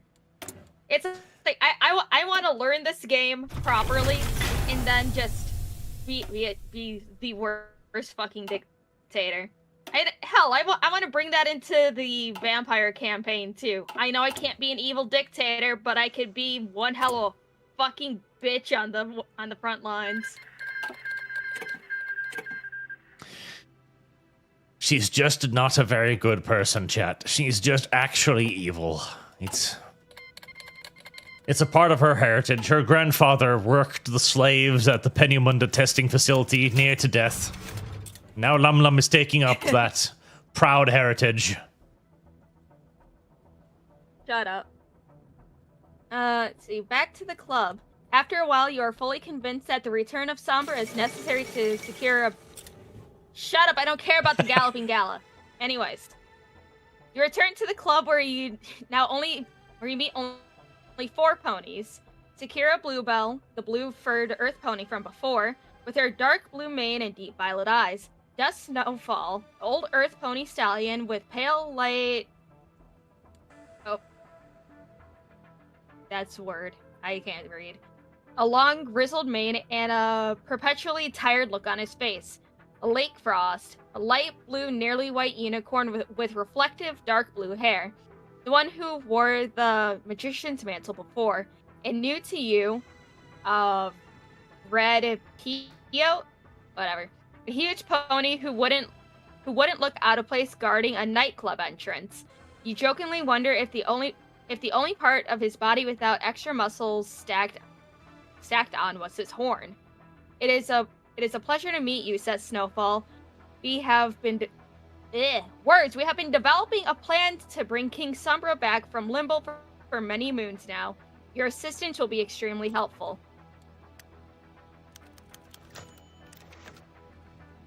Man, now it's fast. Knowledge of the Elders. In order to release King Sombra from his magical prison, we need to acquire both an ancient rune... I don't care about your goddamn treaty! Fuck off! And a crystal heart charged with dark magic. With these, we will be able to replace the crystal heart and weaken the veil between the world of the living and limbo, where King Sombra is imprisoned. We know that the secrets of reincarnation magic and the formula to create the dark heart can both be found amongst the many scrolls and books in the library of Amethyst University. However, dark magic is strictly forbidden by law in the Empire, and access to the forbidden section requires the very highest level of security authorization. We will have to resort to extreme measures. Enchanting the librarians and guards. This is a dangerous enterprise. Are you with us? Oh boy. A new generation. The council of bureaucracy sprang into action. A campaign activist was not a common request for an absolute monarch, but they knew how to find the right pony for the right job. Within days, Luna was introduced to a team of Bat Pony sympathizers and experienced organizers, including a PR firm kindly provided by the sympathetic mayor of Manhattan. They moved rapidly, planning volunteer recruitment, key messaging, rallies, and advertising campaigns. Luna's anxiety eased. These ponies understood this new world. They knew how to transform will into power. But it was the activists who most transfixed Luna. They looked at her with awe and spoke passionately of their desire for racial purity. They believed in themselves, not because they knew it would work out, but because every change must begin with hope. Luna felt suddenly ashamed of her despair after her speech. These ponies had no great magic powers, no divine right to rule, yet believed in themselves with nothing but a kind heart and a goal. Luna would follow their example. There's going to be 2 civil wars brewing here, chat. And Fenolotta. Jimmy Kimmel was crying on TV again over Minneapolis. He certainly cries in his chair in the corner watching his wife. Do you think he cries? I don't know if he cries. I think he touches himself whilst it happens. Kind of aggressively. No, I think it's both. I think he furiously masturbates and cries at the same time. Ah, lubricating his penis with his tears. On the way, the next day you join up with Sakura in one of the central streets. She waves to you from the other side of the street and you rush across the barely restrained dash, despite the lack of traffic. Once by her side, the two of you begin to walk. You can almost describe it as a fun stroll with a friend, if it weren't for the fact that you're both intending to change history. As you chat, Sakura gives you a look into her life. It turns out she is a history student. She had always admired King Sombra, even before joining the club. After meeting Dust Snowfall and hearing the old stallion story, she decided to dedicate her life to saving King Sombra. She's basically a woman that fell in love with the serial killer in jail. You know, there's a lot of women like that. Yep, there is. You link up with the second part of the group. Only Piote, his name's now Piote. I don't care about the Grand Festival, you can wait a second. The Bouncer Stallion isn't here. The giant university library looms in front of you. In silence, you trot up the stairs. Inside, an old librarian greets you. She is very familiar with all of you, even Dust.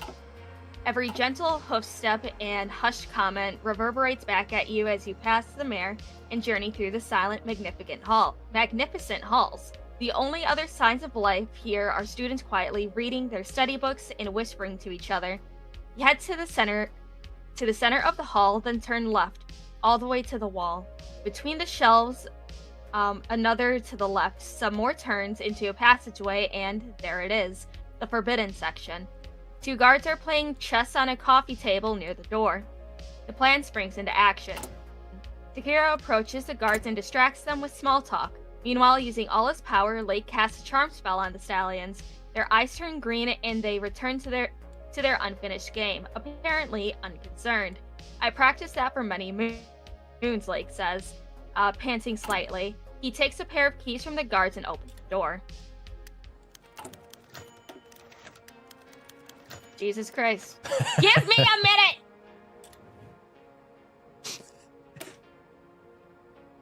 I'm not miss being overwhelmed by events.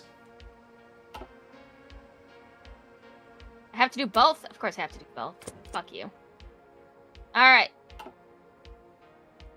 The library. You spent 3 hours in the library, although the ancient and dusty tomes were sometimes arduous? Whatever. To read, they provide very useful in your studies. Most of the times was spent walking around the shelves trying to find the required books. In the end, every pony gathered to the center of the forbidden section. We need to hurry. The spells on those guards won't last forever, Dust murmurs in a warning tone. Well, you start. As it turns out, 3 things are required to succeed.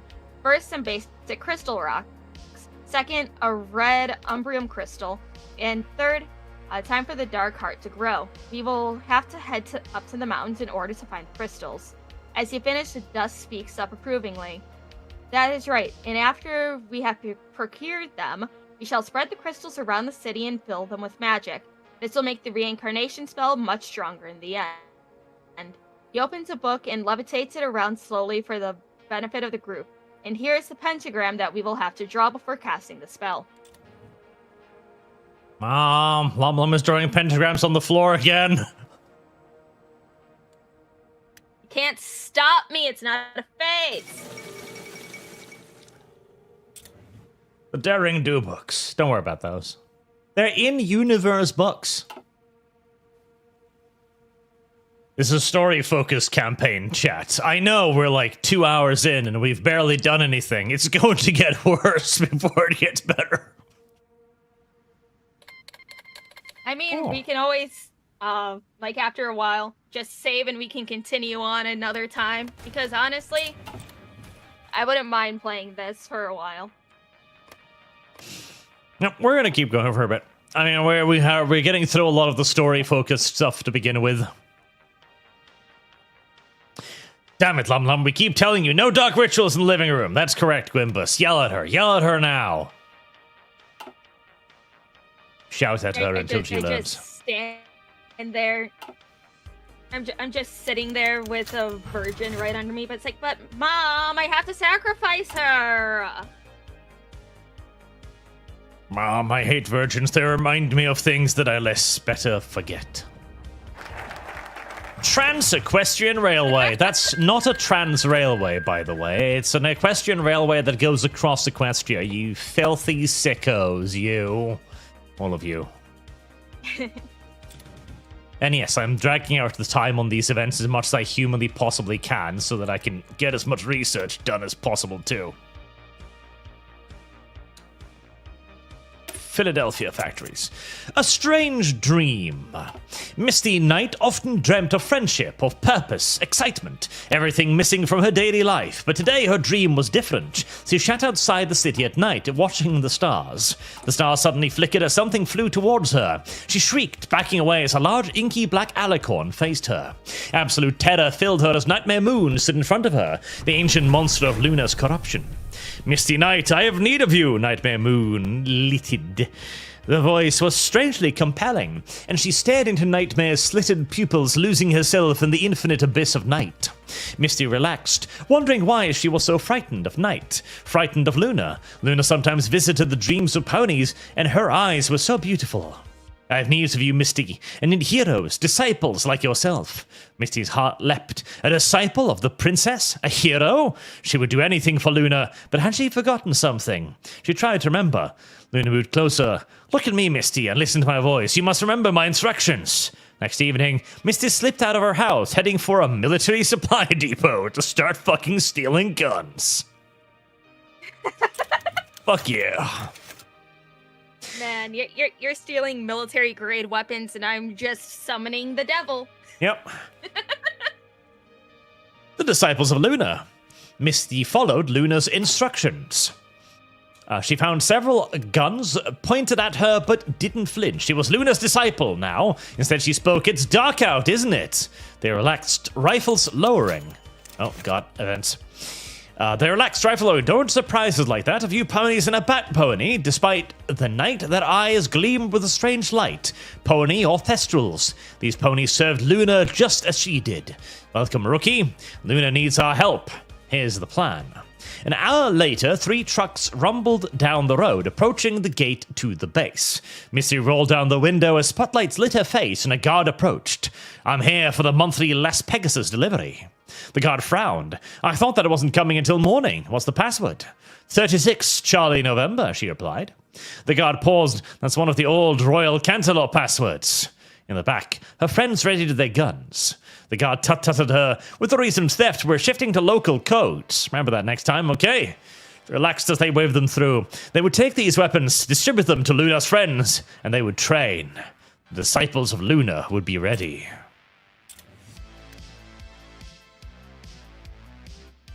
My Little Pony, a story about friendship and magic. As we're currently playing it, Lum Lum is like, I want to summon Satan to come rule over me. And I'm arming an insurrection. Good stuff. Entirely normal.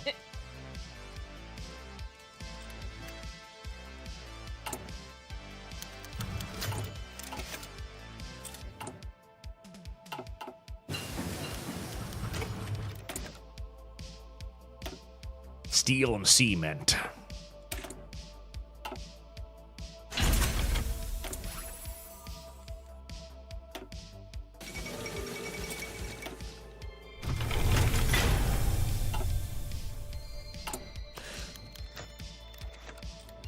Oh, the dark heart. You're preparing for another 40 days to get ready to summon the devil.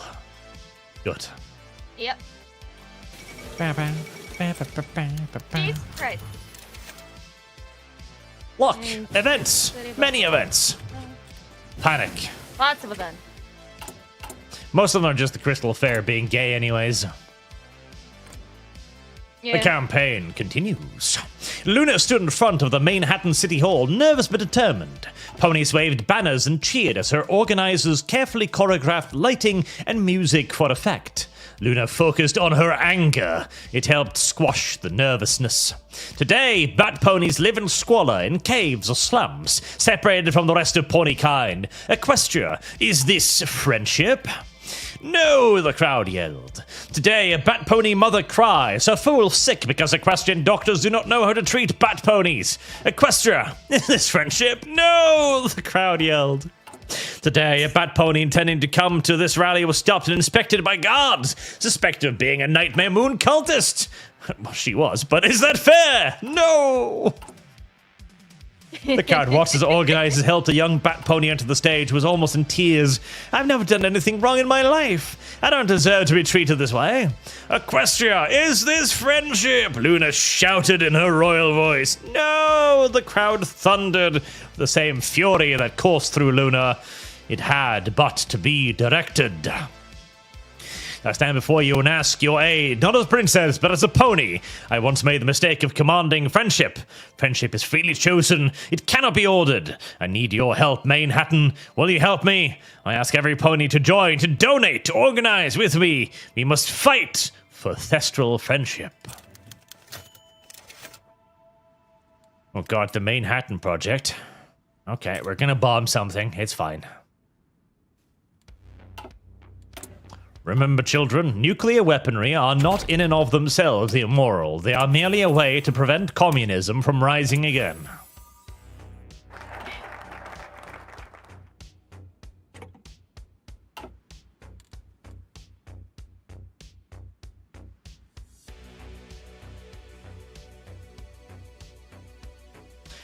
Mother? Are you there? Now, Lum Lum would never try to summon her own dead ancestors. Only the devil. There's a difference.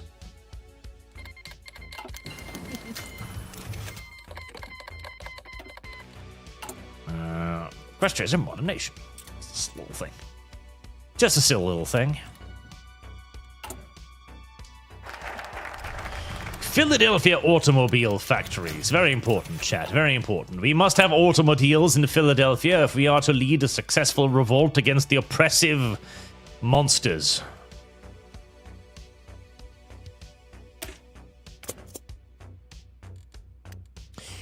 Meanwhile, in the mountains, evening fell across the land as bat ponies huddled eagerly around the village radio, squeaking curiously as Luna's voice carried through the air. Is this friendship? No! Flapping her tiny wings, Night Blossom around Hope hopped excitedly. Mama, Mama, the princess is talking about us. Dusk Horizons nodded patiently. Yes, she is. But why? Why don't the other ponies want to be our friends? Why is Luna helping us? Dusk Horizon sighed. Over 1,000 years ago, Luna was our princess. She lived at night as we do and made the night wonderful. She loved us and we loved her, but we didn't tell her. We complained about the other ponies instead, about how mean they were. They didn't like our night or our bat wings, and Luna grew lonely and sad. Because we failed her, she transformed into Nightmare Moon for a long time, becoming angry and evil. The ponies got very scared of the night after that and chased us into the mountains, where we have stayed ever since. Night Blossom's face scrunched up, considering this. We should help Luna then. I want to go see the princess. She continued to bounce and squeak at the notion, making short, gidding hops. Soon, Dusk thought, we should be able to properly fly at night. The door opened, and a somber-looking bat pony entered. He dumped his pack and rifle at the door, collapsing into a couch. How did the meeting go, Silent? What did the clans decide about the Luna? Dusk asked. We've decided to protect Luna.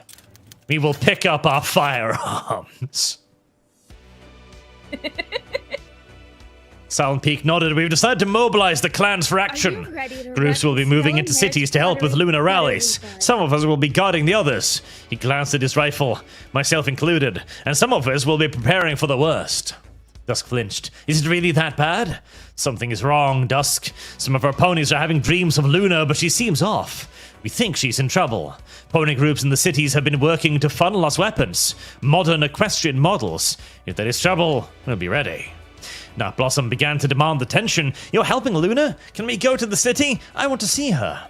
Silent considered. It would be good for you to meet our princess, yes. You can go with your mother, but if anything happens, you must do exactly what she says. Night Blossom leapt into light, making another attempted flight, knocking over a chair in the process. Luna, Luna, Luna. Oh, that's adorable. Silent turned back to Dusk. We can't fail her again. We paid for our mistakes for 1,000 years. Never again. Through the night, the keening rang. The bat ponies readied for better or worse. My bat ponies ree. Let's see. Okay, more devil worship for my side. Hit the road. You studied everything carefully many times over the next few days. As you did so, the connection between you and others became even stronger. You were working hoof and hoof as partners, as friends. And now it's time to go on a journey in search of crystals, but the destination is yet to be decided. Go to the Umbrum Cage or the Snowy Bury awaits. Let's see here. The Dark Heart. We spoke by a group of fools. Sculpture is reserved the player Sakura, which will injure Lake Frost. If the pros require deities, they'll get it quite sick for his player Sakura dust. Sakura. Okay, so this is about whether or not you want to bang the pony. If you want to fuck the blue pony.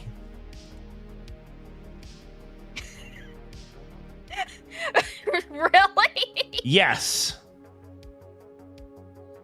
What the fuck? So the blue pony Sakura. If you want to fuck Sakura, then you need to go to the Umbrum Cave. You know what? What's better than, summoning the devil? Lesbian relationships. Equally evil, equally violent. It's the same thing, basically. So let's go to our lesbian lover.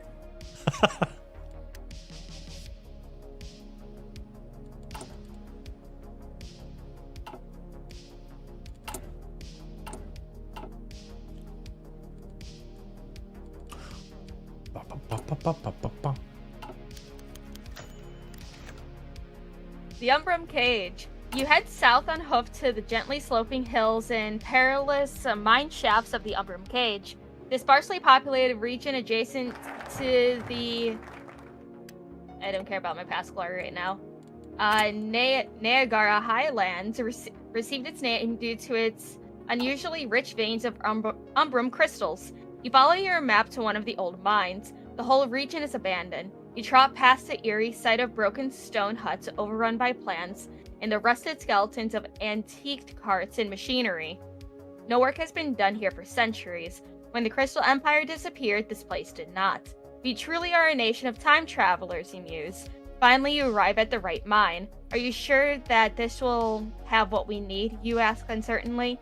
I've checked the maps and books over and over, Lake replies with a hint of irritation. This place was a major mine before we disappeared, and it clearly hasn't been exploited at all since. So it should be just as rich now as it was back then.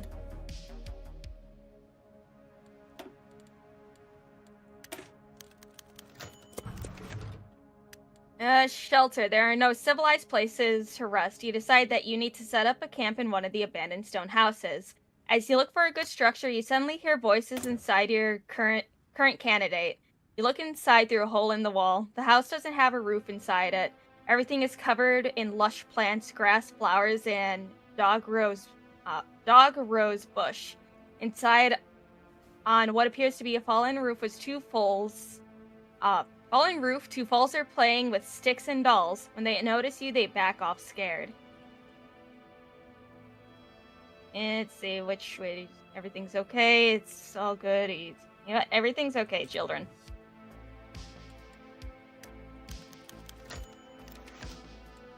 Foals, you've got nothing to be afraid of here. I'm just a traveler passing by looking for a place to stay, you say. The ponies look relieved but alert.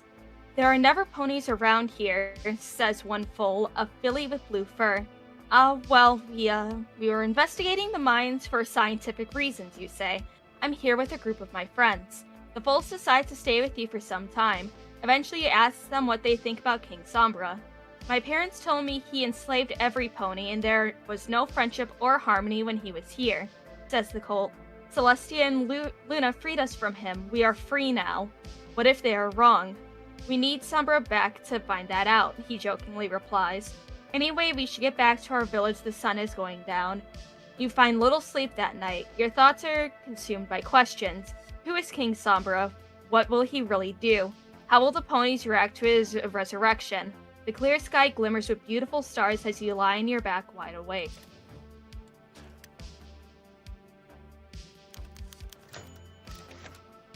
The mines. The next morning, you all eat a short breakfast cooked by Sakura, so whatever. After you decide to try your luck in the mines and search for something valuable. After looking around, you stumble upon a shaft covered by remnants of a large wooden door. The look of the tunnel is not very inviting. In fact, it is downright creepy. There almost seems to be a dead space around the shaft entrance, with which grass seems unable to grow. It feels like the whole place is an entrance to the underworld. There's nothing we can do about it, says the lake, lighting his horn. Don't hesitate. Hesitation and doubt are a waste of time. He turns away and goes inside. That's right, Lum Lum. Your lesbian lover is on the other side of that door.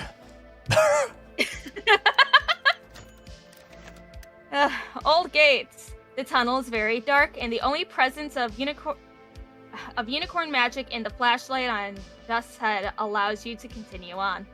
Here and there, you see rusty remnants of pickaxes, shovels, and other equipment. The place clearly hasn't been touched since the disappearance of the Crystal Empire. Every tool looks medieval, ancient. There weren't any rails like you've seen in pictures of mines in San Palomino Desert. After a good hour of walking cold, wet, stuffy air of the shaft, turning every now and then according to Lake's map, you stumble upon a door which was not marked on the map. I could sense a magical barrier on this door, says Lake, tapping it experimentally with a hoof. The barrier. I have to break it down somehow, says Lake. As his horn begins to glow brighter, the arcane aura of his magic concentrates around the door. Sparks start to appear as if the door itself is a malfunctioning machine. Soon the ground begins to shake, and the ozone choking the air makes it hard to breathe. The rumble of this magic jewel reverberates off the walls of this tight enclosed space, growing into a physically painful cacophony. There we go, that's the word. Suddenly, the door explodes in a cloud of light gray dust. A fleck of debris hits you, and when you bring your hoof to your cheek, it comes away red. Lake screams at the climax, and you rush over to his side. Well, shit. Lake's dead. Oh, fuck Lake. He's not your lesbian lover anyway. The door has vanished. Atomized. Lake stands and rubs his forehead in pain, grimacing. Once the cloud of dust and residual magic static has faded, you are able to see what's behind the door. Thousands of crystals of different kinds and shapes are in front of you. Umbrum crystals, gems, precious stones of every description. This is great, exclaims Dust. Are you alright? Sakura asks the Lake. Yes, it's okay. Something just got in my eyes when the door exploded, he replies. You retrieve the crystals that you need to grow the dark heart and head back home. So very close, Lum Lum. Soon. The Satan worship.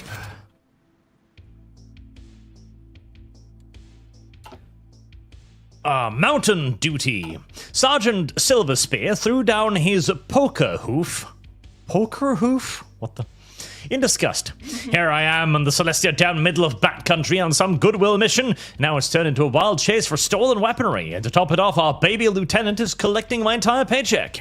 Lieutenant Purple Heart smirked back, sweeping in the bets. Whose fault is that? And besides, bats are unavoidable. It's all they can talk about in Canterlot, and I wouldn't even be surprised to find some overeager bat clan half has pilfered these weapons for a skirmish with the rogue diamond dogs. Silver Spear grumbled assent. Things are nice for 1,000 years, and then Luna comes in, wants to make her mark. Easy for her to say, it's poor old me who gets sent up a mountain. Purple Heart raised her eyebrows. You're not going to vote for it? I want to hear Celestia's opinion on it before I choose. She's been quiet about the whole thing. We do need to fix with the bats. It's just, you have this mug of cider. You can't just make ponies into friends with a vote, you know? He leaned closer. It's not like the bats are perfect. Have you seen the crazies down in the jungle? They still worship Nightmare Moon down there, and some of them are coming up here. Purple Heart opened her mouth to answer, but it interrupted as a bird call rang out. The scout had called. The weapons had been found. The warning. They moved quickly. Following the signal cresting arise, they arrived to a strange sight. No light shone yet. Somehow they could see in the blackness. Bat ponies knelt, their eyes gleaming, strangely chanting. Nightmare Moon, hidden ruler of Equestria, may the darkness hide us as we embrace your darkness within ourselves. Silver Spear swore quietly in disbelief. Actual cultists! Purple Heart stood shouting, "This is the Equestrian army! You are surrounded! Put down your weapons and put your hooves on the ground!" Instead, cultists died for guns and the fight began. Several minutes later, Purple Heart, wounded but standing anxiously, searched the wreckage of the camp. Most of the cultists had fled in the confusion. Silver, now the image of professionalism, advised, "We can tell the clans about this. They'll hunt the rest. What surprises me is the Equestrian here. Earth ponies, unicorns, Pegasi supporting Nightmare Moon. How's that possible? And why do they fight? Even cultists usually don't fight the army." Purple Heart shuffled through papers and maps, her ears flattened with anxiety. Worse, here they are planning a massive attack on Winneapolis soon. The paths are filled with these cultists. We need to warn the Princess Celestia.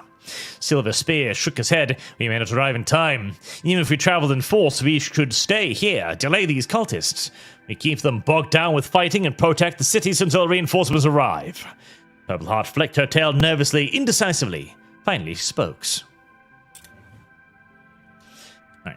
And I gotta choose that one, because otherwise my little war becomes revealed a little bit too early, and I don't want that. Princess Meluna has her charms. She is the cutest pony. It is true, chat. Do not fight it. Do not resist. Let's see. Darkheart. Back in... Shut up, I don't care about the research right now. Back in the city, Dustin Lake immediately set about fashioning the various crystals into artifacts that you need. It'll take roughly 1 to 3 moons for the Darkheart to grow in strength. Now that we succeeded, we must pass on the news to the leader of our cause. So she may prepare the movement across the Empire, but not any pony else. You need to be even more careful from now on. If the ponies arrive to search the apartment, we're doomed. You should consider moving to a safer place.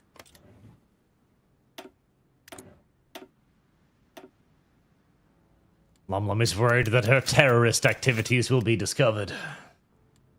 Check. Combat telekinesis. You know what? Tactical illusion would be neato Cheeto. You've taken up my verbiage. Good, Lum. Also, check your politics decisions tabs to see if there's anything else about Sombra popping up. Yep, that's you. Ah, there you go. Yeah, activate crystal. Activate crystals. Yes, yes. Activate the crystals so that they may grow big and strong and boomy. And I wonder if I'll be able to finish these focuses before it fucking kicks off down here. Lum has begun her summoning of Satan.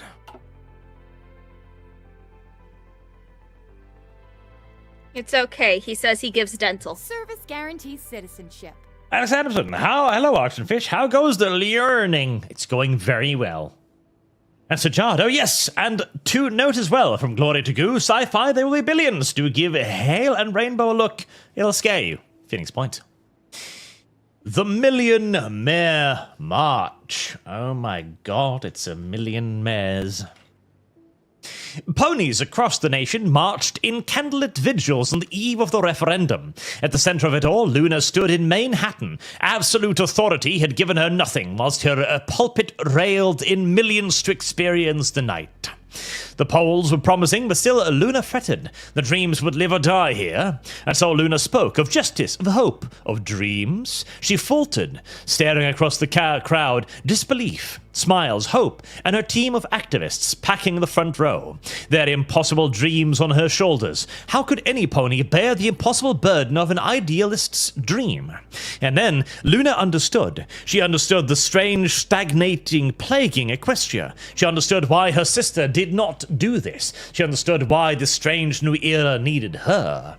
Tears flooded her face as she spoke. As Princess of Night, I protect and nurture the dreams of Equestria. Standing before you, I realize now how gravely I have misunderstood that role. For what use is a dream if we do not strive to make it real? Tonight, I make a promise. On this night, in the city that never sleeps, I will make dreams you have entrusted to me a reality. The first of many dreams become real tonight. A dream of friendship, of a great wrong righted, of night and day made whole again. The moon shone brightly across the city, and deep within a burden lifted. A shrieking, hateful rage fading by the minute. This was how it was meant to be. A shining light washed over the crowd as the bomb beneath the stage exploded.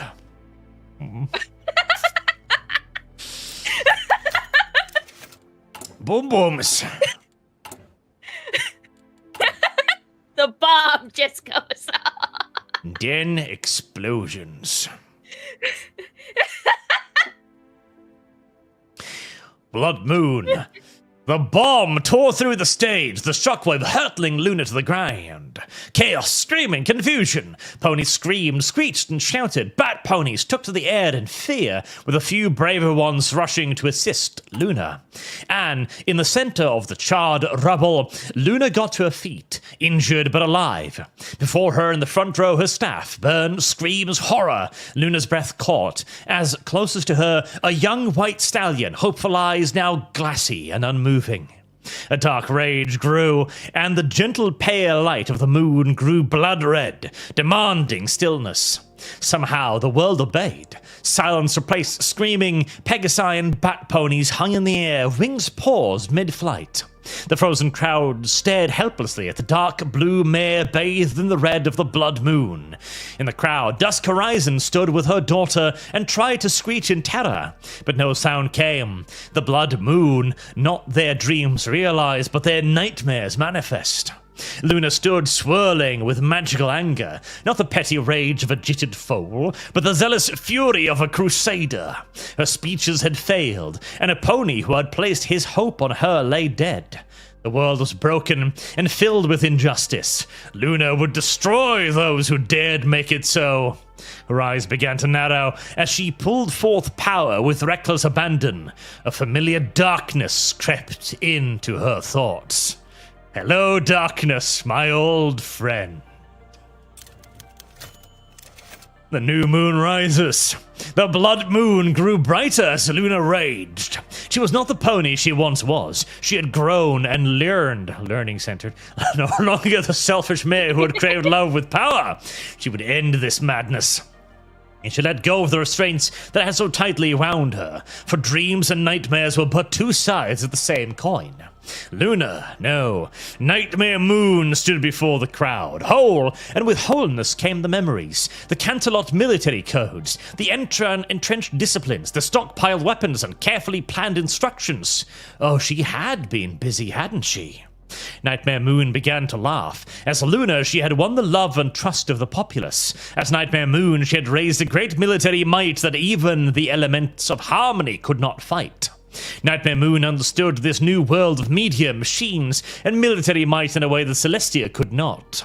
The moon seemed to throb, and across Equestria, ponies knew the time promised and their dreams had come. The blood moon calmed and ponies began to move. Her entrenched followers pushed through the crowd, treating injuries, controlling the crowd. Nightmare Moon left. She had work to do. The cause. Flowing currents, limbs began to move again as Luna's healing magic washed over the crowd.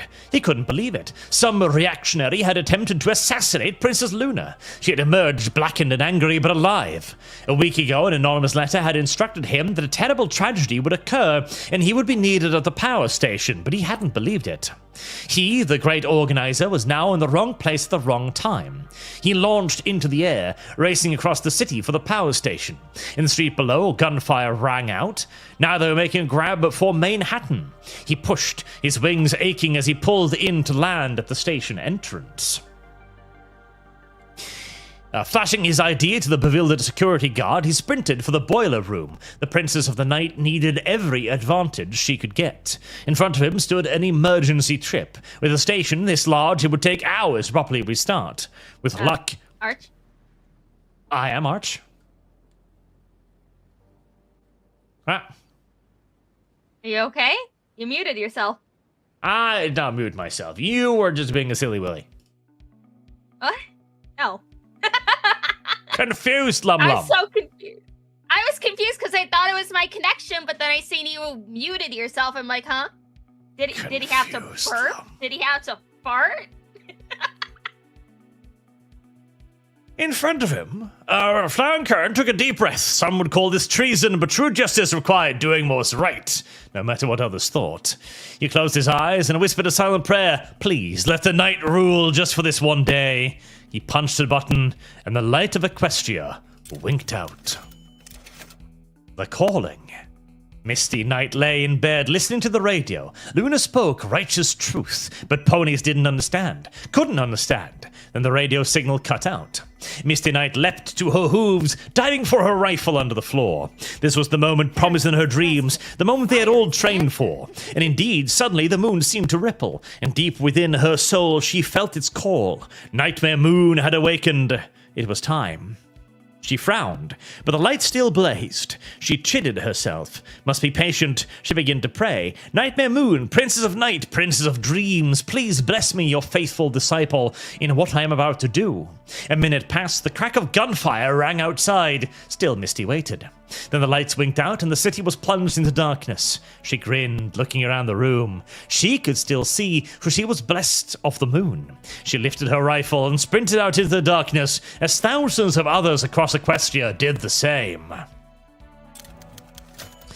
The Thestrials. The crowd stood in the night air, candles held aloft. Silent peaks huddled around radio as it relayed Luna's speech. Luna was actually doing it. Night Blossom could have good future in New Equestria, a fair Equestria. And then the radio went out, and an explosion thundered in the distance. The crowd scattered, bat ponies taking to the skies in panic, screeching. The moon's light faded. Silence collapsed in shock. If Luna had died, the bat ponies would be sure to follow. But then the new moon began to glow. Not a calm white, but a deep blood red of rage and sadness. It shimmered, and Silent felt the call deep within. Luna was alive, and she needed their help. He rallied his volunteers. Many cried, even as they obeyed, their dreams of peace shattered. One asked, but what if it's Nightmare Moon? The others nodded, hesitating. Silent himself barely held back tears. He needed to stop this kind of talk immediately. He grabbed the pony by the collar, shouting, "It doesn't matter if it's Luna, we help our princess. If it's Nightmare Moon, Equestria will try to imprison or expel every single bat pony. Do you think they would just forgive us?" His voice dropped to a whisper, trembling. "Do you understand? It doesn't matter." He looked at each of them in turn. "We fight or we die." The lights winked out and the bat ponies charged into the night. Civil War. The nation is in chaos. Broadcast from Manhattan report of an assassination attempt on Princess Luna by anti-bat pony groups, who were fought off successfully by bat ponies and local militia. Luna has taken to the air, warning that Celestia has gone mad, attempting to oppose bat pony equality, and that as a result she had no choice but to assume governance. Celestia and the Cantlot administration appear to have been caught totally off guard, as many awoke to find a well-coordinated change of power had taken place in many cities. Government buildings occupied, soldiers receiving orders to defend Luna from terrorists, and objectors arrested. Cantelot and the West remain controlled by Celestia, and as the reality of the situation sinks in, war appears inevitable. Equestria and her subjects are divided. Shall we support Celestia or Nightmare Moon, or perhaps manage one of her subject states during these trying times? Nightmare Moon, of course. And here we go. Right. My civil war kicks off before yours this time around, Lum Lum.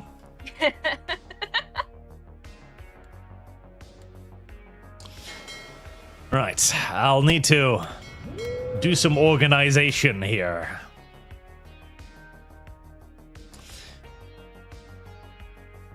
River Norse.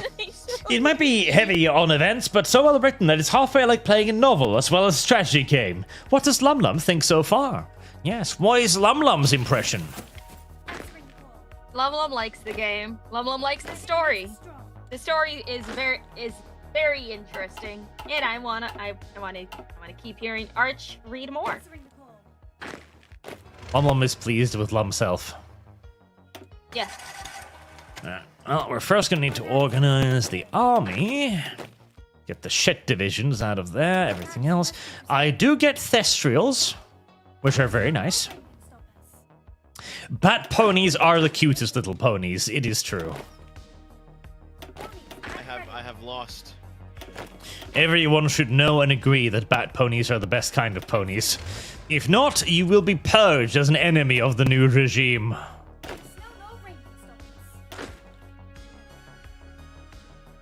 Do bear that in mind before you choose your sides, chat. You will be executed if you choose the wrong one.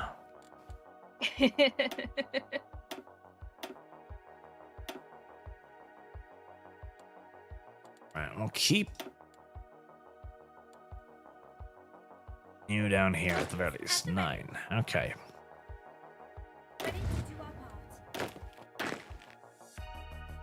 Loads and loads of ponies, ponies, ponies.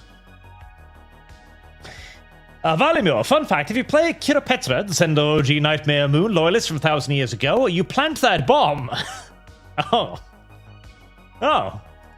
I didn't actually know that. But yes, there's actually another faction in the campaign that basically is just set up to try and support Nightmare Moon and trying to make her rise again, which is kind of cool. Nice. Tycho, hail Nightmare Moon, long live the night. And Red Dot Zebra, hail Nightmare Moon, princess of the night. My chat is full of Nightmare Moon cultists. As it should be.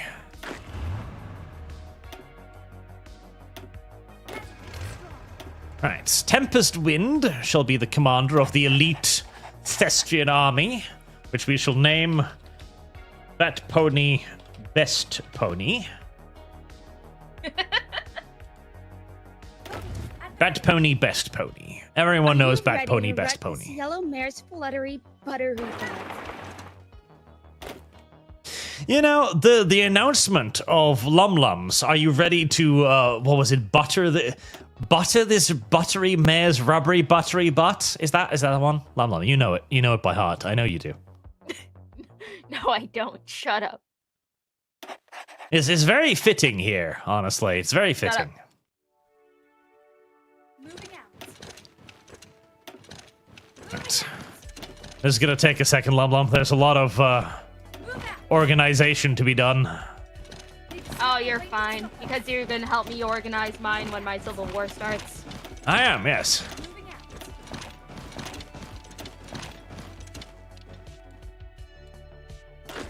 Are you ready to rut this yellow mare's fluttery butterhoot butt? Makes it strong. Do you know if we have a projected, maybe, hopefully start date for the vampire campaign, Archly? Sometime in the next 2 months, like you've been saying for the past 4 months. Yes, it'll be not February, but the month after, probably. March? Yep. Okay. That's where I'm probably hoping of maybe launching it. Okay. I At the very least, the first that section. I want to see. I got ideas I want to see that you'll let me do, but also, this time around, after listening to the other campaign, don't be a fucking Jew with the experience points, you fuck. I was very liberal with the experience points. Far too liberal. 1 point every stream? Yeah, that is the rate at which you get XP in Vampire. What? Yep. Move out. That's just how it works, Lum Lum. And you're gonna have to just live with it. get powerful enough to blot out the sun if you just give me one experience point. Maybe you're not fucking supposed to become powerful enough to blot out the sun. Temporarily, not completely. Okay, bye, Coco. I love you. Maybe making sure that you don't blot out the sun is my purpose in life. Do our part. It might be. No. Moving out. Also, just because I want to ask, and I know you'll probably change your mind. Say, hypothetically, in a situation where a communist is, you know, he knows that he's probably going to die by the hands of 4 vampires. Do you think I could use Dominate to have him hang himself from a tree? The what now? Could I have a communist that knows he's gonna die via vampire hang himself from a tree using Dominate? Probably, yes. I probably wouldn't even actually be all that difficult, really. Oh, hell yeah. Okay. Because I have some ideas depending on how certain situations go. So, I will note this down for later. Ponies at the ready. Ponies at the ready. No rain can stop us. Do I have a War Master for me ponies? I do. Ready to do our part. The little bat ponies have little British accents. Lands must be preserved. I'm not gonna even bother naming these divisions because they're not proper bat ponies. There. Everybody's moving. Let's see, I've got some fighters today too. Nice, nice, nice.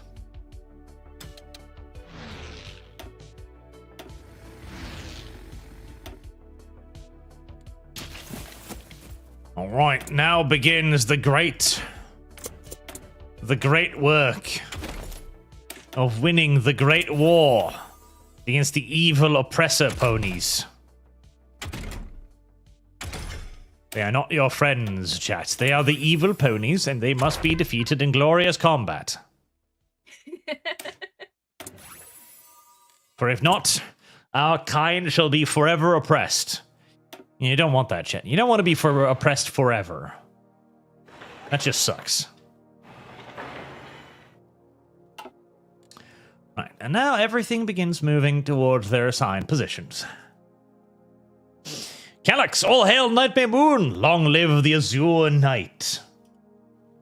Lord Kamina, Arch, read Cold-Blooded Twilight. You'll like it. Rubber Legs, hail Nightmare Moon! Down with the harmony of friendship. Usher in the harmony of supremacy, Lord Arch. And Boog, Lumi, you get powerful by diabolizing friends. Yes, you can just eat friends. I'm not going to diablerize friends to get more powerful. Unless it's like just random ass fucking vampires. I'm like, yeah, okay. Oh, Equestrian Civil War. Equestrian Civil War indeed. Taking sides. Man, who should I support? Civilians dead in Equestria? Luna's right. I'd actually suggest just doing This Is Not Our War to Fight, because otherwise you declare war on Equestria, I think, and I don't think you're ready for that. Okay. The Crystal Empire leaves the United Ponies Alliance. Lunar Empire gains a Petratus opinion of them. Yep. You've got your own civil war coming. Hold on.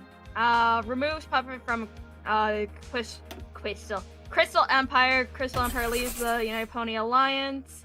Equestria gains Petratus opinion changed by blah blah blah. Change in popularity of Harmony, minus 10%. Joins the Lunar Empire in their war against Equestria. Lunar Empire puppet. Crystal Empire becomes independent from Equestria. Crystal Empire leaves Pony Alliance. Crystal Empire joins the Lunar Dominion. So, just not our war for now, and then I will join you later? I believe so. Okay.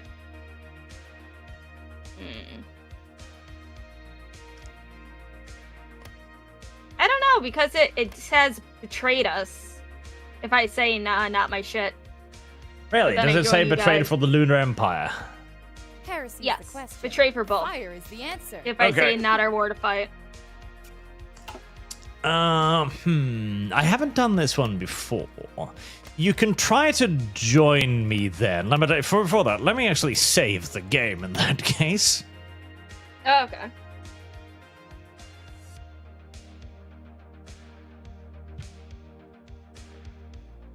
Alright. I have saved it. Okay, you can join the Lunar Empire then. Alright. Right. You're going to take your little army then and spread it out in a defensive line in front of your capital. Okay. So, put like one there. Yeah, cover as much as your terrain you can around the little Miyamore city there. And I will be heading north as soon as I can to relieve you. Yeah, okay.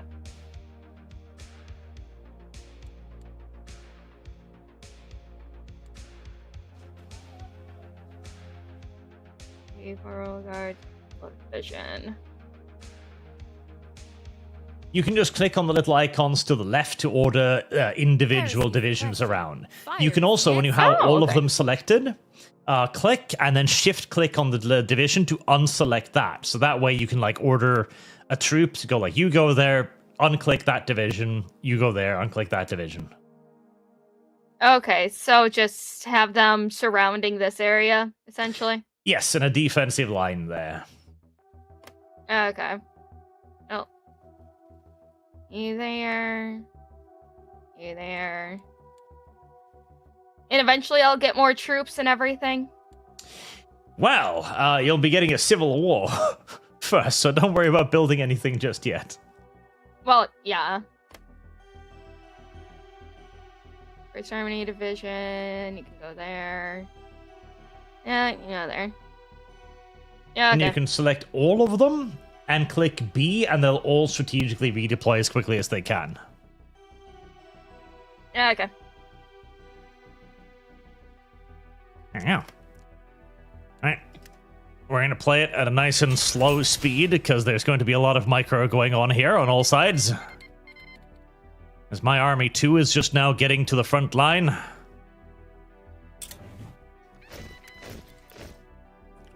Alright. You want to spread them out a little bit more so that they touch the borders. So that you only got like one division per territory roundabout, because that's all you need to really hold. Okay, so... Hold on. Where'd the borders go? Shit. Oh no, that's because I have air shit selected, I think. Moving out. Oh, what did I do? Let's support air bullshit. No. How do I get rid of this? Bottom right, there is a little icon of a pony. That'll show you your land troops. Oh. Okay. So, put them around here? Yes. Oh, okay. So the green thing underneath you is your border against Equestria. Oh, okay. Ponies at the ready. See there. Magic makes us See there. move out. There. Neither snow nor rain can stop us. There. There. Answering the call.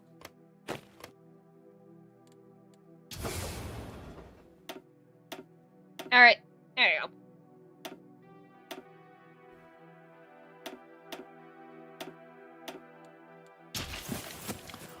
Well,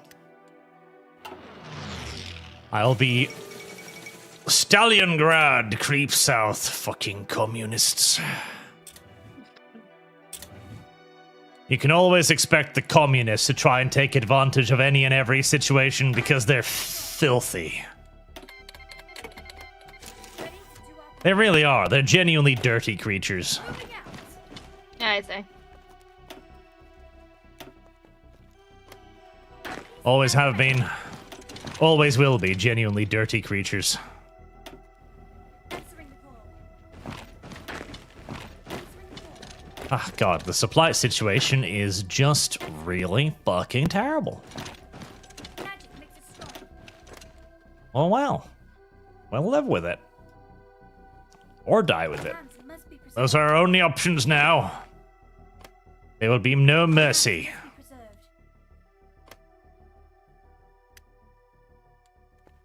Ponies at the ready. Ponies at the ready. Magic makes us strong. The Workers' Republic of Baltimore. Oh god, now everybody's rebelling. Deep in the jungle, the mighty jungle. The lion stir at last. The lion sleeps tonight. Okay, there you go. You know more about the furries than I do. What? What?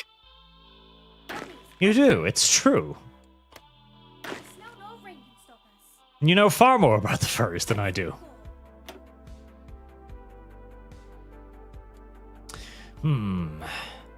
Only women will be allowed to serve as military commanders in my army, as Luna is primarily trying to create herself a harem. That's the reason why she came back.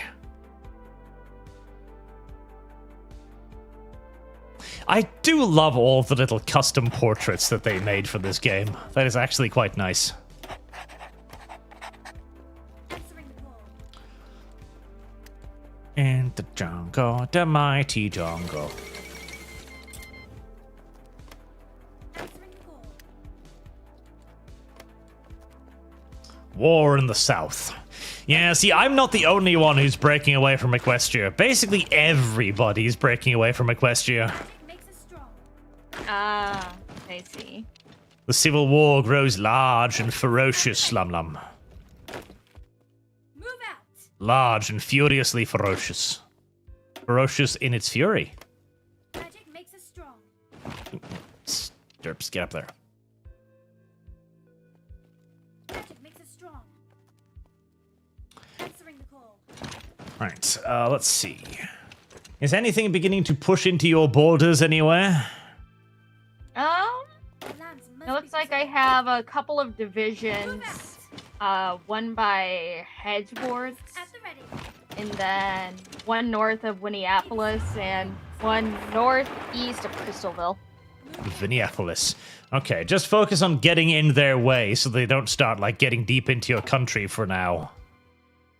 I know that there's some directly to the west, but I don't have enough divisions to really. Well, If there's Makes nothing it opposing rough. your divisions down there, you can move those over to the west. Because I will Yeah, I be was breaking thinking through of- to your south fairly soon. Our lambs Yeah. Let's see. I don't think. You know what? I will move this one answering the call. over there. Let's see. Guys, move quickly, and then I got some experimental research to do. Ready to do our part. Rarity captured, yes. Rarity will be Luna's little pony toy. In another piece of good news, our forces successfully apprehended Rarity during the Manhattan Uprising. She has been visiting to help manage her clothing brand and market this season's line of fashion, but was unable to escape after the night prevailed. Without Rarity as one of the six wielders of the elements of harmony, the Celestial Loyalists are deprived of their most powerful weapon. This war shall be won through the clash of armies and industrial might, not magical artifacts. No more rainbow lasers for you.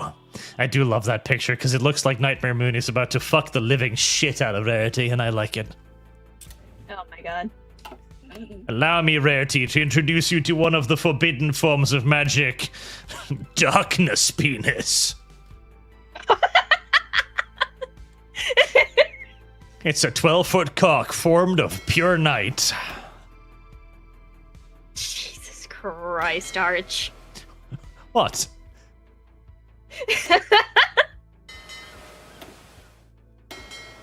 Some have even referred to it as the BBC. Oh my fucking god. Well, it's big and it's black. It's literally made out of night, Lum Lum. What the fuck do you expect?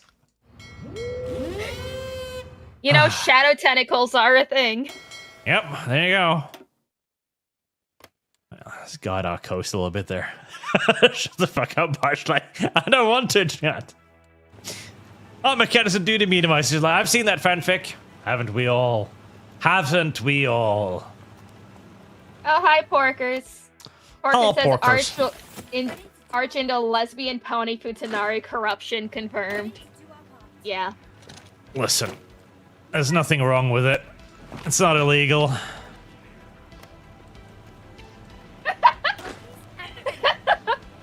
Free speech enjoyer says this is my right-wing content creator, bro. Yes. This is peak right-wing fucking content right here. I don't think you guys realize how many bronies are actually very right-wing and some very into Nazi iconography. Ah, the Confederate States of South Equestria has declared independence. Yeehaw!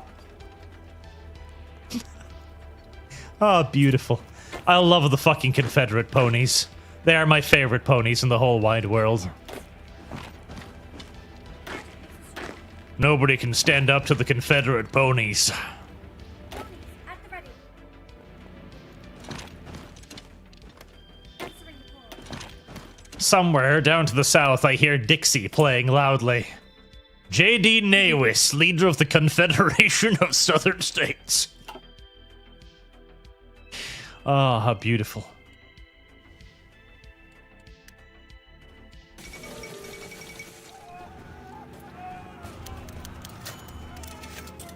They will regret this.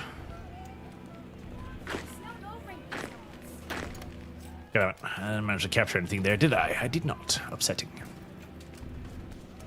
Ponies at the ready. Ponies at the ready, sir. Answering the call. Ponies at the ready. Ponies at the ready. Ready your ponies, gentlemen.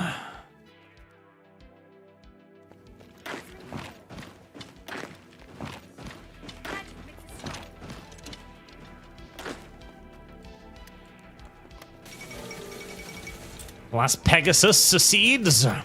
The Van Hoover commune. Everybody's just seceding from the failed celestial state right now. They smell weakness. As they should. Moving out. Move out.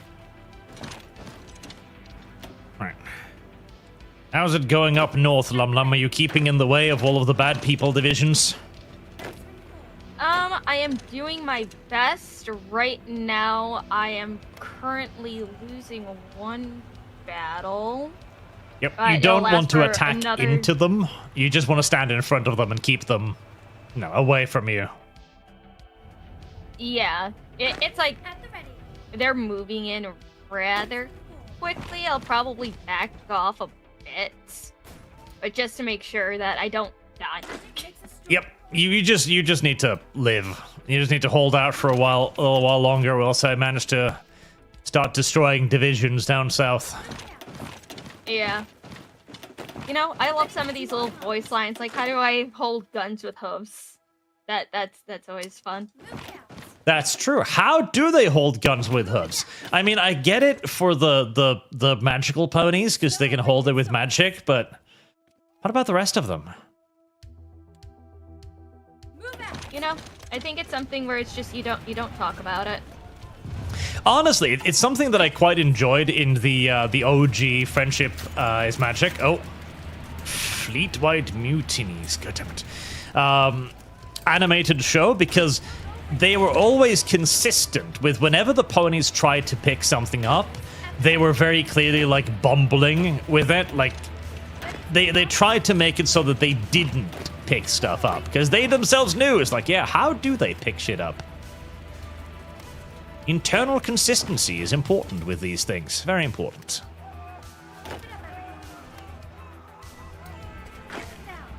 Damn it.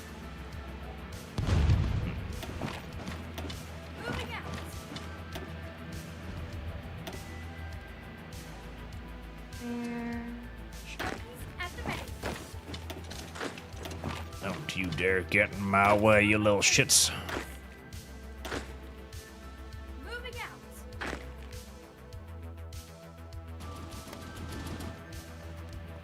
Alright. It's early days yet, but I'm surrounding divisions. Things are going as they should, with yet further secessions. Without Twilight to save her, everybody's fleeing the sinking Celestia ship.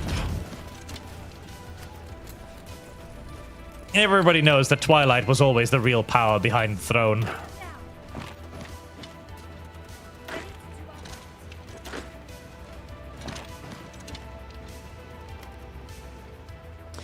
Even if some of these surrounds are a little bit haphazard.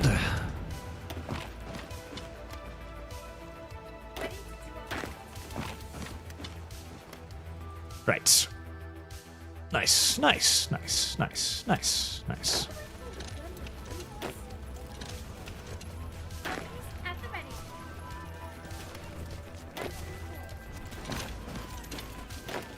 Moving out. No need to panic yet, Lum Lum. No need to start screaming. Yet. What?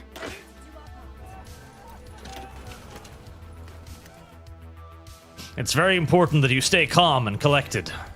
Ponies can smell fear. Ponies can smell fear. Yeah. I see. Honestly, they probably can. I'm sure ponies can probably smell fear somehow. Oh, they definitely can. Yeah, see? That's why horses try to, you know, size people up Moving out. and stuff. It's always funny. Moving out. See? That's ready. Ponies can smell fear, and so you've got to make sure that you're not afraid of the pony, but the pony is afraid of you instead. Ready. At the ready. Ponies at the ready. Heresy's the question. Fire is the answer. The changelings are currently coming to ally with me, which is an interesting turn of events.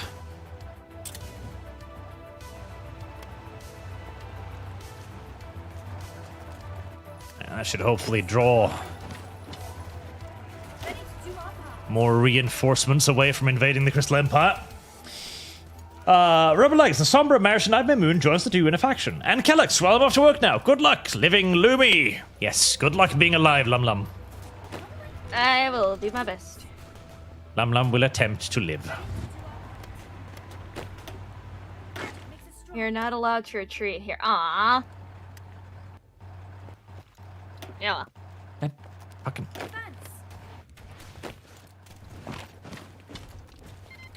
Oh, fucking pony deviants. Lands must be preserved. Just give up and let me fucking surround you already, you little shits. Ponies at the ready. At the ready.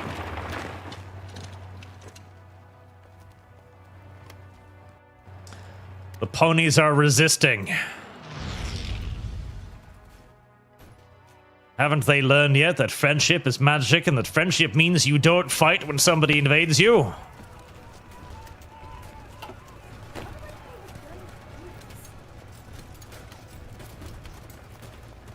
Move out. Need a snow Trick or away. treat. You don't get to resist. You're supposed to be morally superior to me. Answering call.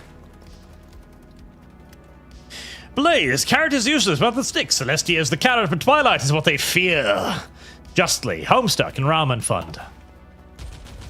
Twilight is the stick of God, At the ready. to be wielded only against the truly evil and or corrupt. Yeah, damn it, somehow, a little fucking shits managed to flood enough stuff down here to stop this round, didn't they? Get them down. Moving out. Reinforcements. Answering call. Our lands must be preserved. Ready to do our part. Snow no rain patrols. Get the regular army up north where they can actually deal with them. Get the elites Moving out. heading south. Keep it up, every pony. Uh-oh. Keep it up, every pony. Damn it. Oh, that place. Come on, ponies. Lands must be preserved. We must surround them. They must not be allowed to continue to resist. For the good of every pony, they must die. The snow or rain can stop us. Move out. Princess Luna is our future. If you lose your babies, your children, your wives will all be slaughtered by vengeful Earth pony terrorists. Remember that. None will be spared. Not even Lum Lum's cat will be spared their vengeance. Snow or No. rain can stop us. Answering the call. So you better win, Lum Lum, Ready to do for Miss Coco's sake. answering the call. Neither snow nor rain can stop us. Answering the call. Move out. Ponies at the ready. Ponies at the ready. Answering the call. Ponies, ponies, ponies. What is this game actually called? Because it just makes me think of Terra Invicta. The base game is House of Iron 4. The mod is called Equestria War. And the reason why it makes you think of Terra Invicta is probably because I have the soundtrack I used for the Terra Invicta playthroughs running in the background. Because all of the music in-game is copyrighted. So, there you go.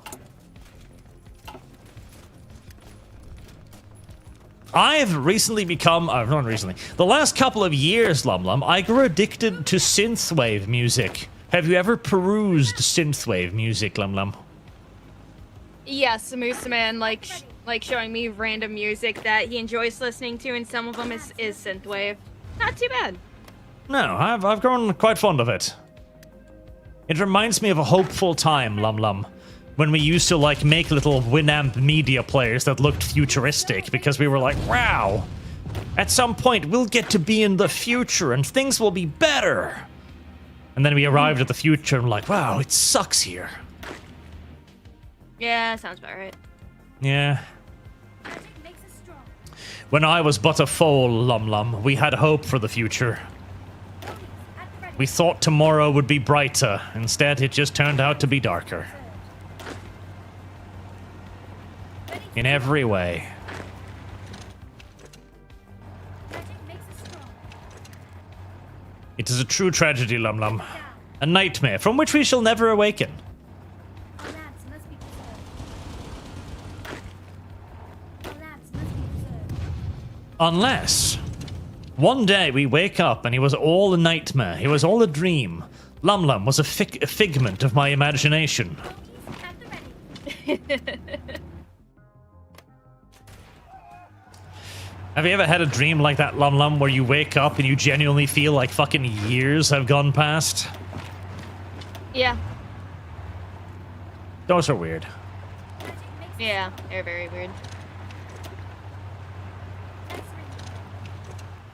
Has chat ever dreamt this? You've lived an entire life in your dream world and you wake up and you're like, wow. I had a whole story going there. And now it's gone. Wives, children, house, everything. You just dreamt that up. It's gone now. And think if that is your reality. Oh, poor chat. What you're experiencing right now might not be real, chat. Ponies at the ready. Always prepare for that. Maybe you'll wake up tomorrow and somebody will like shake you and look you in the eye like, what do you mean civil war? What do you mean mass insurrection in Minneapolis? ICE shooting people? What even is ICE? We don't have illegal immigration anymore. It was abolished in the 90s. Don't you know? Look out. Magic makes us strong. A happier time, chat.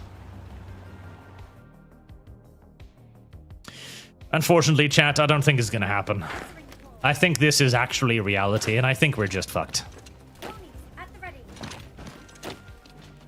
Ponies at the ready. But on the bright side, you get to live in the timeline where you get to watch people on the internet play pony war games. So, you know, Ready to do our part. it's not all bad.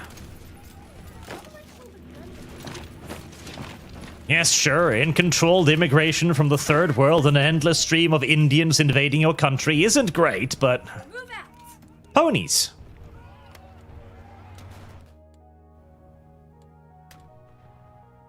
Ready to do our part. Right, I've made good breakthroughs down here, and I see that the Crystal Empire is still mostly whole. Good job, Lum Lum. Yes.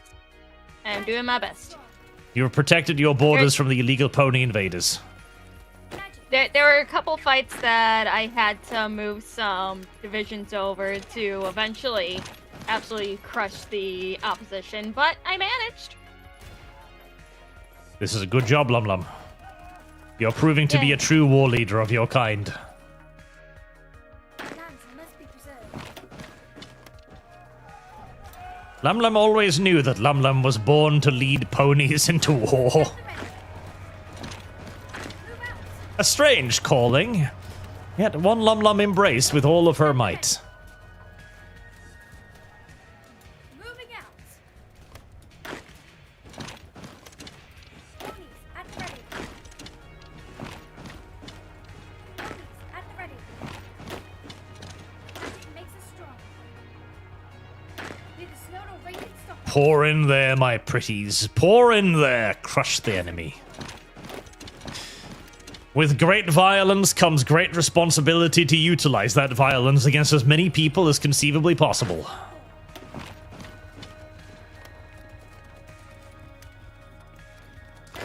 Just to think, Lum Lum, if that had been Peter Parker's motto, how much better would his life have been? At the ready. And oh no. Man, I gotta smooth people over again. Answering the call. At the ready. Moving out. Uncle Ben should at least have informed Peter of some of the benefits of being a superhero before passing on, you know? Advance. Magic makes us strong. You ignorant slut. That's right, you ignorant sluts. What is it now, chat? A chicken door. Oil was discovered in nowhere in 1969. Instead, the US went to Vietnam. What do you mean, instead the US went to Vietnam? Were they going to invade us? Listen, we didn't even really have that much oil. And see, America was helping us dig up that oil. America was like, yeah, we'll help you dig it up and we'll get a portion of it, right? And Norway was like, yeah, totally. And then a few years later, we canceled all of your contracts. And it's like, yeah, so we actually decided that we own all of the oil now. And we also decided that you can't sue us because we're literally a country. So I guess all of your money is just ours now. Moving out. And hey, you know, the Americans kind of accepted that because, you know, at least they got to build a nice nation. They got to build the country of Norway up to be what it wanted to be. But to let Venezuela do that to them as well, like, come on, America. At some point, you've got to demonstrate some balls and not just be taken advantage of, you pussies. Lands must be preserved. Nice, nice, nice. The Cantalotian army is not doing well.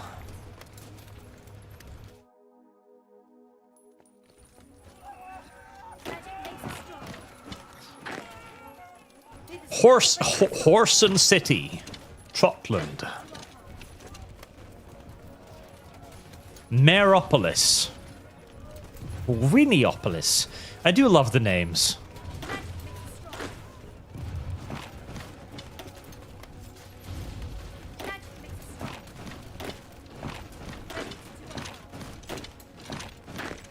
Magic makes us strong, and might makes right. That's right, my little bat ponies. Ponies at the ready. You have the ability to oppress the earth ponies, and so you fucking shall.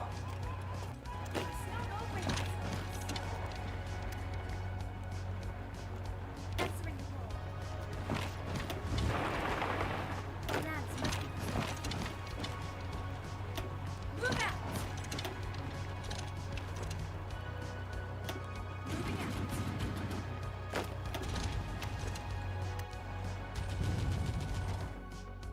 The war in the mountains continues extraordinarily slowly, but... How's the situation, Lum Lum? I'm having more divisions head over towards me, but with what I can defend, it's going fairly well. Okay.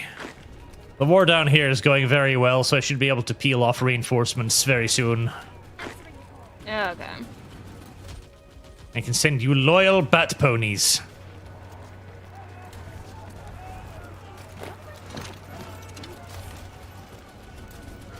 Do not judge them for their brownness, Lum Lum, or their flappy little wings. They're good people.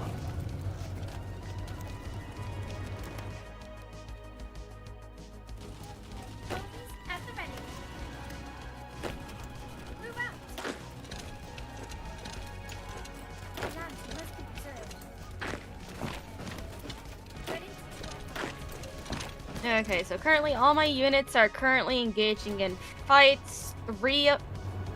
Three of them are basically guaranteed wins, while one has been between indecisive and winning. It's not a range of stopper. Roger.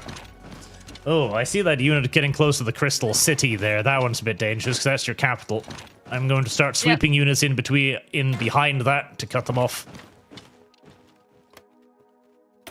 Yeah, most of them have been coming from the west and trying to push in.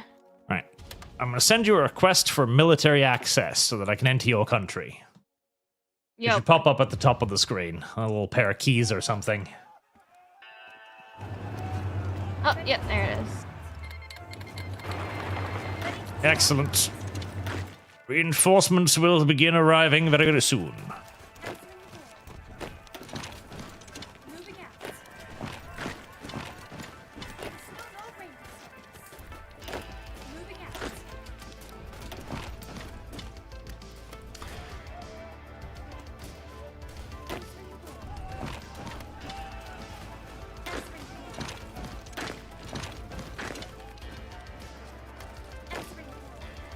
Ooh, Mr. Personality, $5 to invade Lum Lum. Ready to do our part. I would never invade Lum Lum. Ready to do our part. Never. She is my little pony now. Must be carefully taken care of. At the ready. They have low supply, sweet.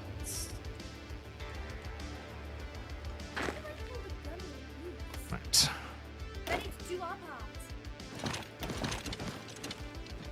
Ah, finally. There. With that taken care of, I can really start flooding stuff northwards. Ready to do our part. Moving out. Reinforcements are getting on the trains right now to start helping up there. Alright. At the ready. Moving out. Ready to do our part. Move out. Getting on the trains. Yes, many, many, many, many ponies. At the ready. Every pony fights. No pony quits. At the ready. That is the rule. The only rule. Every pony fights.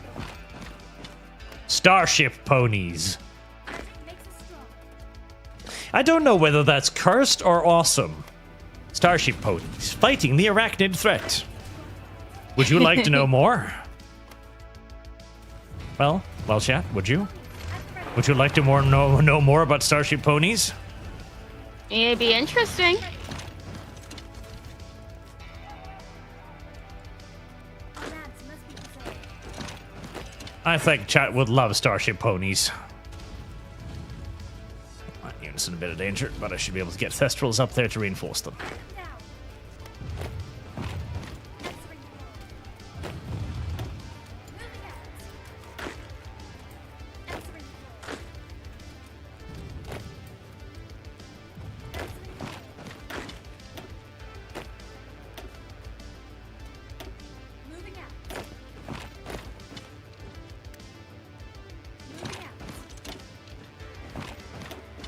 Excellent, excellent.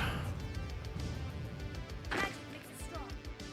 Most of the forces to the south have been successfully engaged and destroyed. It's just the ones invading the Crystal Kingdom now.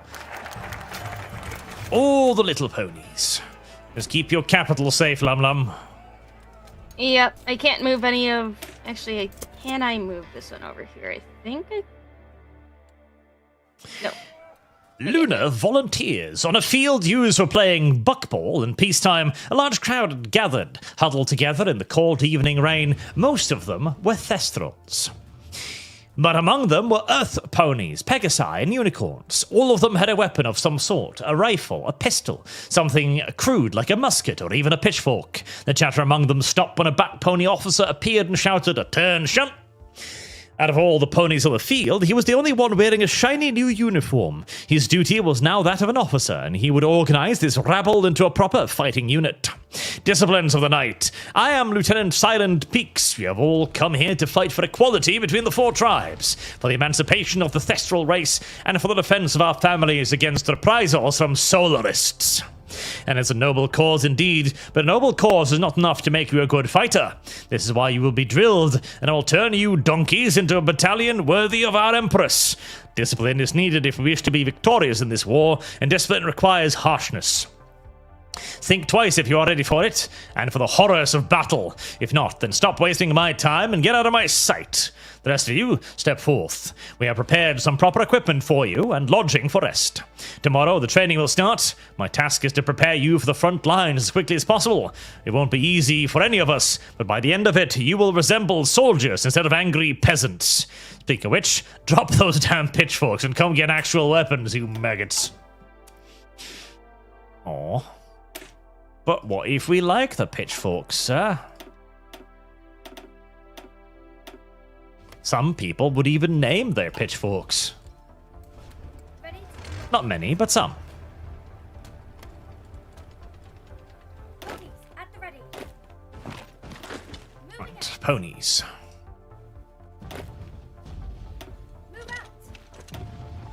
40th Moonshine Division. That's an interesting name for ponies.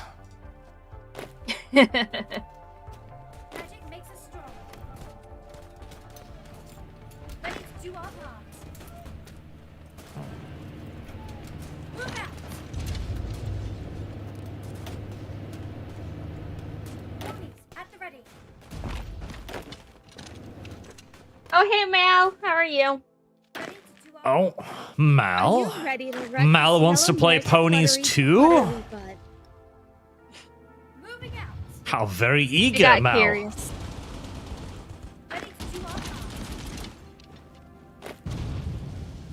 Well, Mal, there's always more room for fresh pony connoisseurs like yourself. Mal even knows a lot of the lore.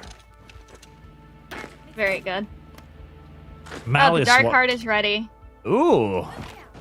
At last, the Umbrum Crystal has grown into the Dark Heart. With this, so when the moment comes, you'll replace the Dark Heart and we'll replace the Crystal Heart and bring King Sombra back.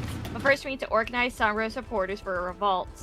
We have only one chance to do this, thus we ought to be thoroughly prepared. Yes, don't do that yet if it gives you the option to hold off on it. Because you probably want to get done with the fucking Civil War first. Well, yeah. So don't click the final act until the Civil War's done. Then we can kick that off.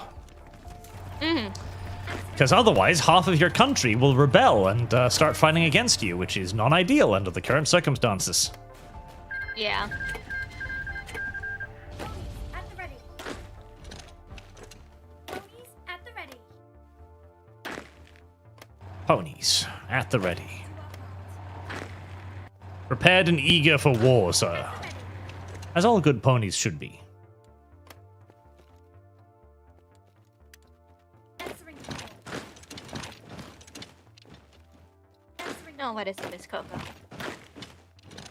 ponies at the ready. Lands must be preserved.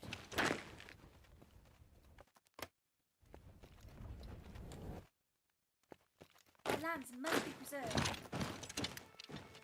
Take care of that. And Answering the call. Hopefully there shouldn't be much left down here. Ready to do our part. Sure as fuck doesn't look like there's much left down here. Moving out.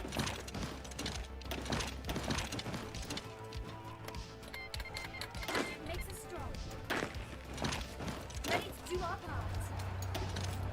Ponies at the ready.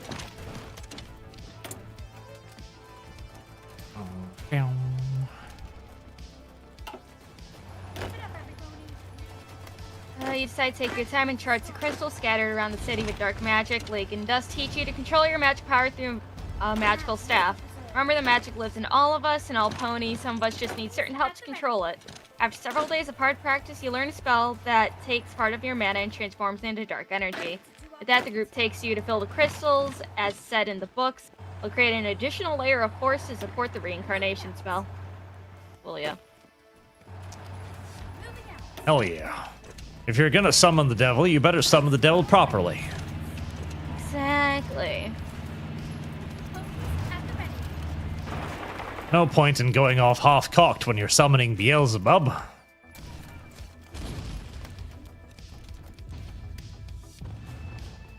Magic makes us strong. Move out.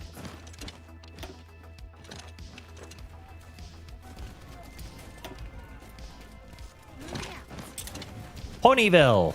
Yay! Moving out. Everybody knows and loves Ponyville. Need the snow to rain can stop us. Moving out. And Peachville. Fewer people know Peachville, but it is nevertheless a very important settlement for its populace, I'm sure. Ponies at the ready. Entering the ball.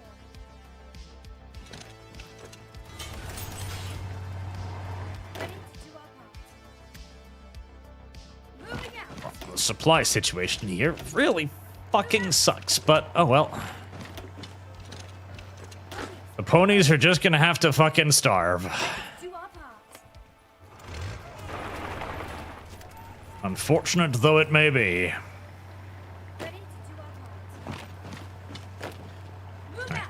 I am liberating areas Oh, okay. Magic makes us strong. underneath you right now. They're fucking off, so we can go Makes us strong. this way. Magic makes us strong.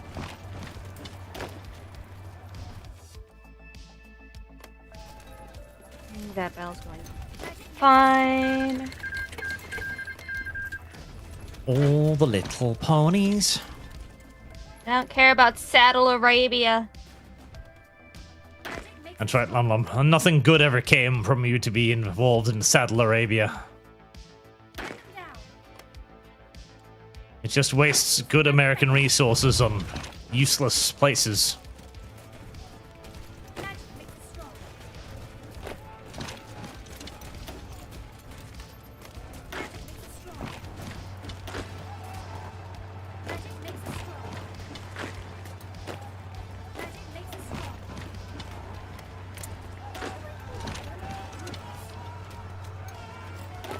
Ponytown. Is Ponytown different from Ponyville? That I actually don't know. I'm assuming yes. Our lands must be preserved. On this, for once, my pony lore knowledge has failed me.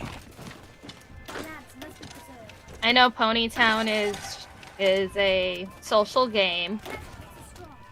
Is it a social You can game? make your own pony and everything. It's a social game. Wow. Make your own pony and everything. What the fuck is a social game? It's just basically make your own pony. You walk around, you yap with other ponies. I see. So it's one of Yeah. those games in which adults groom children. Preserved. Yes. Ah. Entering the ball. Well, I'm glad that the My Little Pony community has one of those. Our lands must be preserved. Heck, I know a lot of pony artists who just kind of have Ponytown on in the background with their ponies just sitting down while they draw. Our lands And then people who watch them can just kind of have their pony sit around theirs. Huh. kinda And cute. they can be ponies together. Yes. That is indeed a lovely thing, Lum Lum. A lovely thing. At the ready.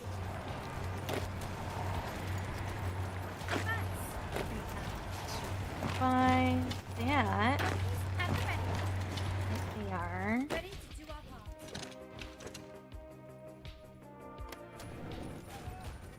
How do I hold a gun with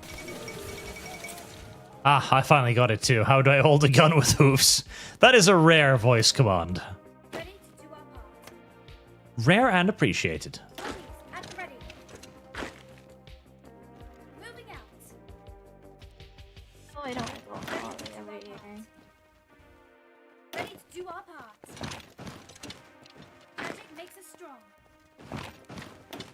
Move out. Oh, yay, more military factories. Hell yeah. Get some more dance going. Strong. That is good. More weapons.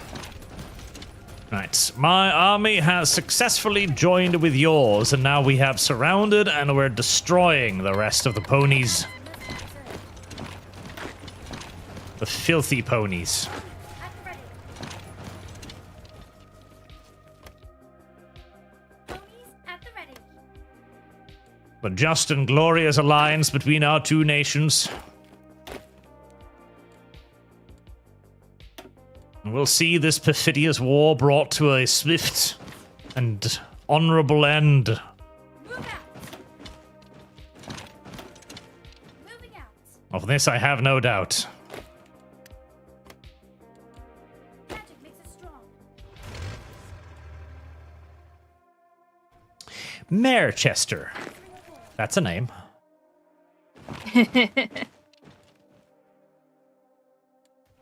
Salt Lick City. Lands must be preserved. That's a fucking name. Once upon a time, there was like an Olympic contest or something in Salt Lake City. I know this. I remember it. It is a place in America. Move out. Yes. Where Americans live. Move out. Move out.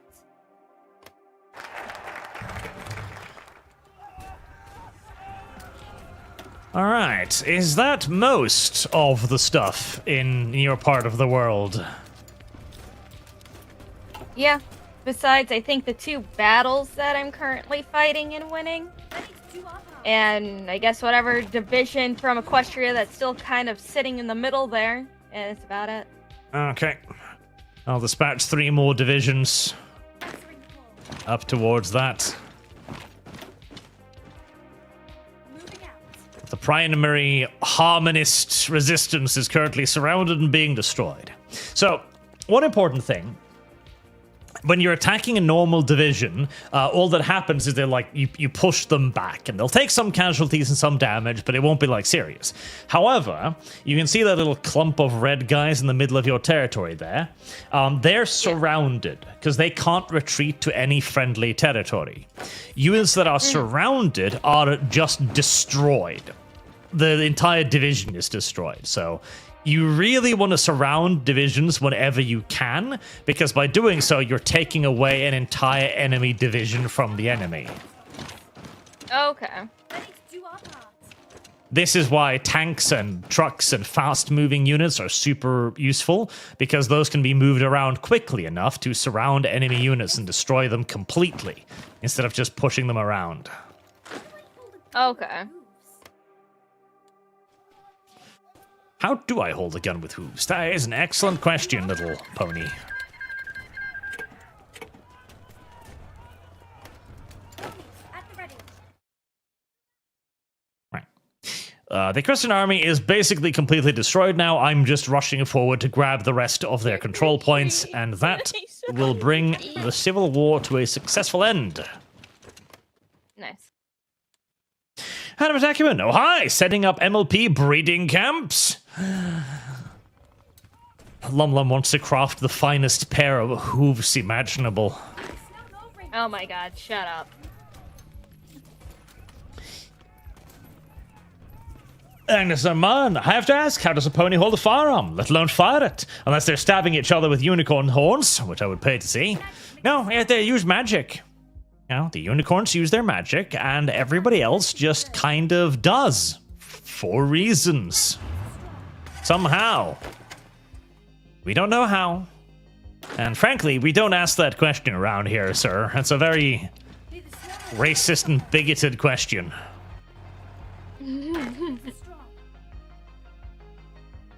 The ponies are every bit as capable as you are at picking up. Oh, there we go. Oh, look at that. The fuck is this? This is Make the my peace demand. screen. Oh,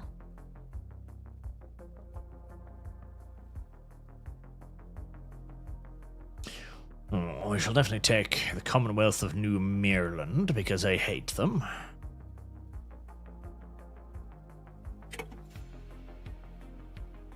Let's see here. Right, so on this screen, you will see on the right, there is a contribution thing. So I have 612 points, and you have 32 points. Those points can be used to purchase territory. I see. Now, in this case, I have done more, so I can get more territory. In a normal war, it's depending upon how much you do, and you earn the points, and then you can grab stuff at the end. Which often leads to absolutely ridiculously terrible, ugly-looking fucking borders, amongst other things. As everyone just tries to grab a little bit of stuff here and there. It's kind of awful, honestly.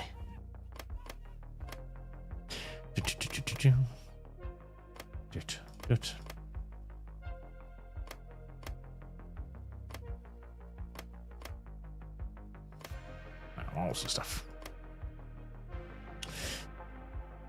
Right. That's my demand for this turn. If the other thing you want, you can try to claim it, and I'll have to try and claim it back from you, as it's a really stupid system. Okay, well, let's see, I have 32 points, so, you know what, I'll just, I don't know, that one. Then just press submit demands? Yep. Yeah, okay. There we go, a little bit of border gore for you, chat, because I know you love it.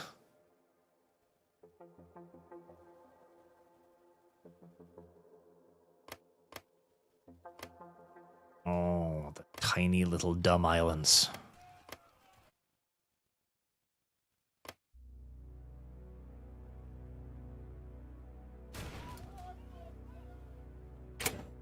There, and more demands.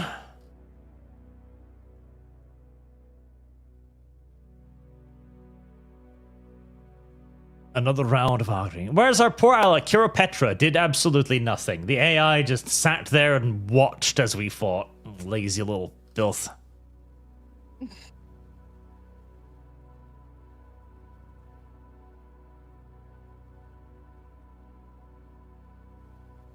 Yeah, that one. Ah. Why did we pick the same things? Because. You know what, I was just looking at my direct borders. Oh, I can, You can select them and then Just demand, and then we keep doing that until we run out of points. It's a very stupid system. That is so silly. So, like... Forfeit just means you give up on them. In this case, I can just continuously outbid you anyways. Of course you could. Because I have 646 points and you have 96. Me.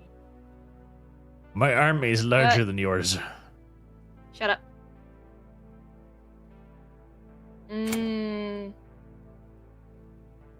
Lumlum wonders. Lumlum questions. Lumlum speculates. Lumlum considers. I am speculating.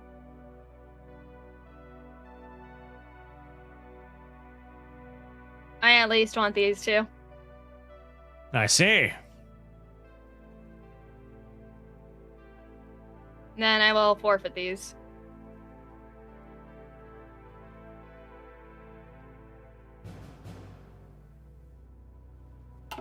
And then I'm just going to demand them again.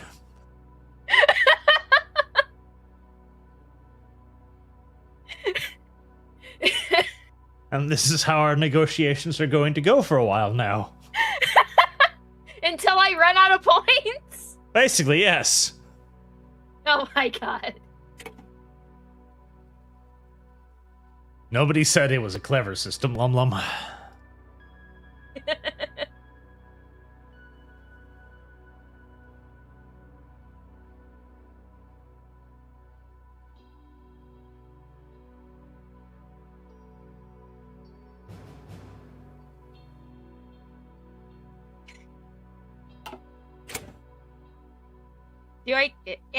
These points don't get like held onto for the next bit, right? It's just you have these and you deal with it.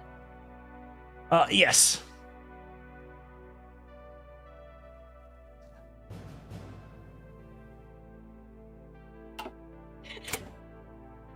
And so we keep pressing the buttons.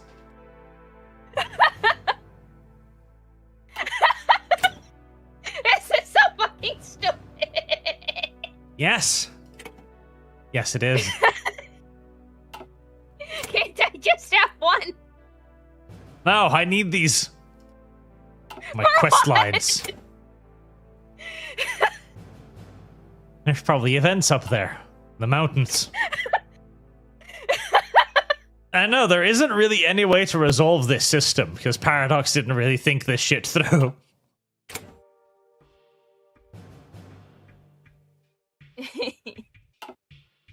But slowly but surely, Lum Lum gets fewer and fewer points. This is exactly how I imagine high-level negotiations work. It's like, no, no, no, no, no. There we go. I finally got it.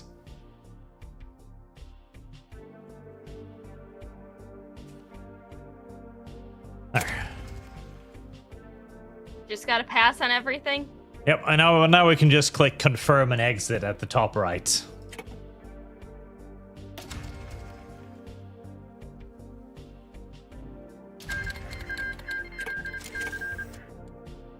There we go. Friendship My civil plus war is benefit. done. Now you can start preparing for yours. Cool.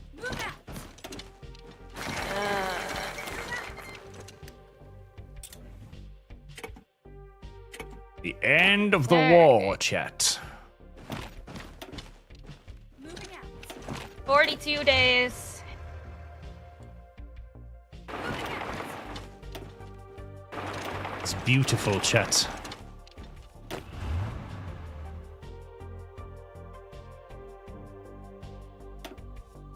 Ponies at the ready. Answering the call. Magic makes us strong.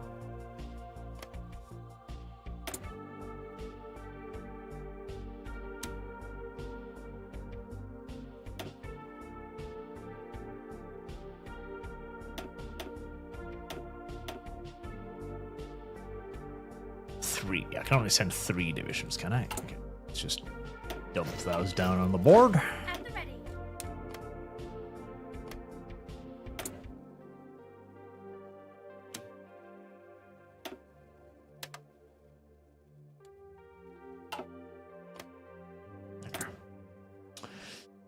Aztlan Free State. I don't think they're my friends. Ready to do our part. And now I have loads more factories and things and stuff. They don't even have that much more, but I have some. Occupied territories. Secret police forces.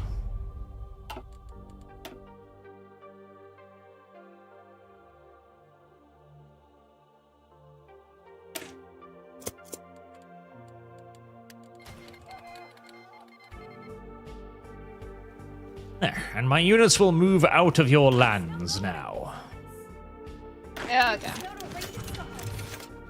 The end of the Civil War. Victory to the Nightmare. After centuries hidden in the darkness, Her Majesty returned in fire and blood. A chosen people having bided their time, even as they were treated as lesser by the supposedly friendly Solarites, rose to stand by her. They fought, they bled, and through grim determination and hardened ferocity, victory was theirs. History is written today as in the month of April 1008, the Solaris stronghold in Equestria was finally broken, and the rightful empress of these lands was restored to the throne denied her 1,000 years ago. From her seat of power in Manhattan, the empress of the Lunar Empire, Nightmare Moon, has addressed her new subjects. Her words, delivered across all channels of media, were brief, but the meaning is not lost in a single pony. To all ponies of the lands of Equestria, my subjects, the reign of my feeble, hypocritical sister has ended, and henceforth the night shall reign eternal. The age that awaits you will be a greater and more glorious one than these lands have seen in 1,000 years and more, and all those who bow shall partake in the greatness that awaits. To all those who would dare to presume to question my rule, I have but one thing to tell you. You will not succeed, and you will be broken. As my sister's weakness showed, forgiveness only strengthens your enemies. I will not make that mistake, but I will shield my empire by whatever means necessary. You will choose if you bow to and serve your empress in shielding these lands, or if you wish to become yet another enemy broken beneath me. Trample pornography, but with horses. To those who huddled in fear as my armies marched across the empire, however, I assure that you have nothing to fear. Your empress can show mercy, and all I ask is you give me submission. You gave me my sister. Do this, and you will have no reason to fear me. Enemies circle the empire, and I will not passively wait for them to come to us. Serve me in this and beyond, and you will have proven your worth. Excellent, excellent.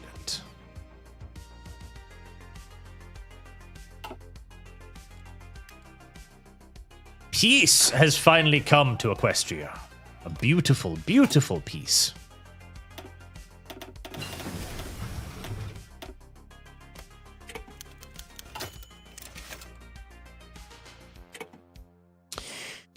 Our capital. With the end of the revolution, it is time for our empress to consider the future of her reign. One issue that has arisen is where to establish the empress's seat of power. Canterlot stands empty and would be a natural location to establish her reign from. Political power has clustered there for 1,000 years, so why not make use of the system already in place? However, Manhattan served as her power base during the Civil War, and it has plenty of potential to serve as a permanent seat as well. She would be in the center of the economic heart of Equestria, and the reward of her presence to our loyalists would be appreciated. Of course, perhaps the old castle of the Two Sisters deep in the Everfree could be restored to its old splendor. It is where our empress ascended that fateful night 1,000 years ago, and her reign from her place of birth would be a strong symbol. It shall be Manhattan, of course. We shall reward our loyalists, our friends. It is very important, How do I get Lum more Lum. resources? Because it says that I am down aluminum by one that I need for my factories. Are you saying that you miss one aluminium, Lum Lum? I know, according to here for my factories, where I could say. Oh, here. This production line uses 5 units of aluminum. 1 more units are required for full efficiency. Well, I don't know what aluminium it is, so I can't help you. But I know what aluminium is, and I even know how you might be able to get it. How do I get more aluminium, Arch? There you go. So, the best way to get stuff is to trade with people who already have it.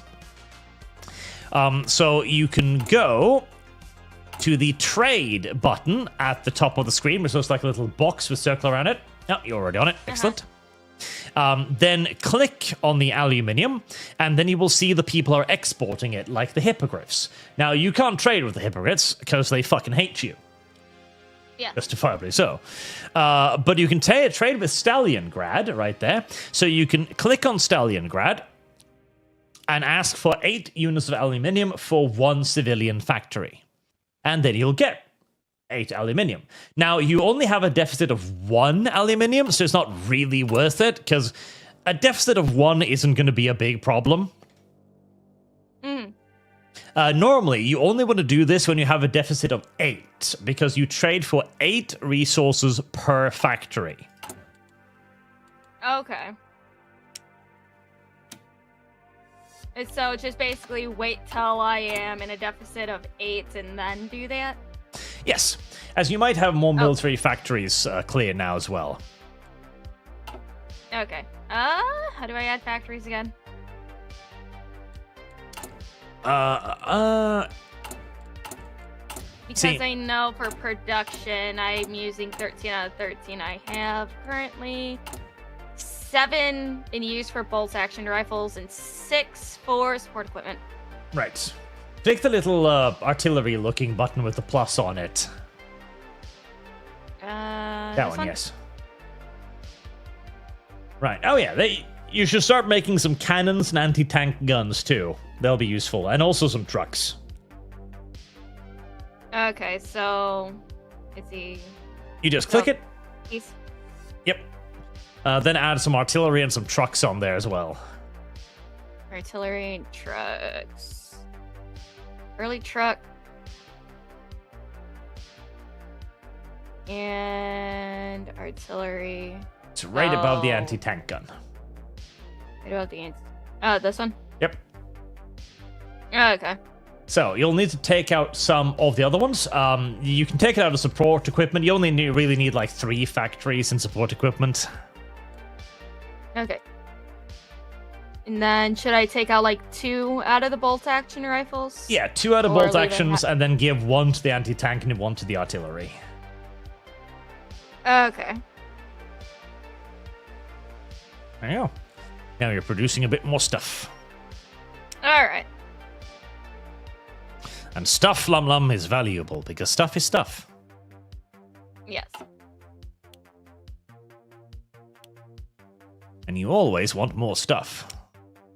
Mm-hmm.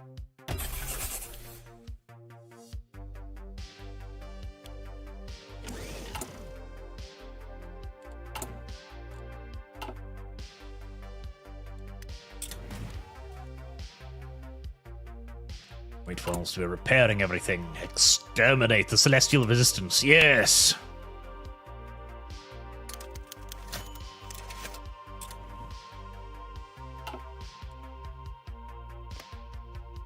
Now we need to start helping our little disciples from the night down here. You've also got 388 political power, which we should spend. Go up to the little gavel icon. Mm-hmm. Let's see, you've got that going, anti-separatist, okay, that's all fine. Click on your flag then. Right, so, you see those little plus icon things there with the glow around them? So, these are government advisors and things. So, what you want to do first is the ones under law and government. Click on one of those. And there you'll have a bunch of advisors that you can hire, which will give you benefits and bonuses.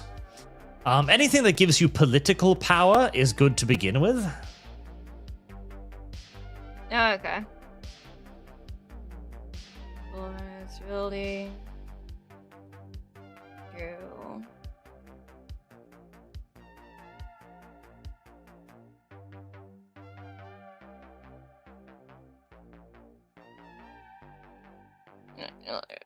This one.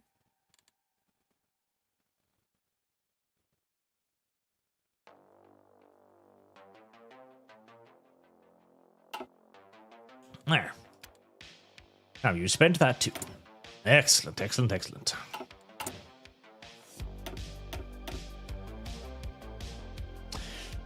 Excellent.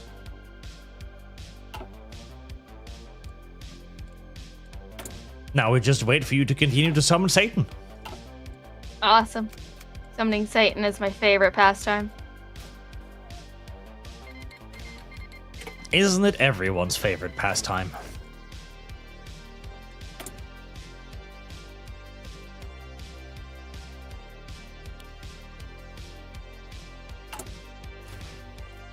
Bow, bow, bow. At the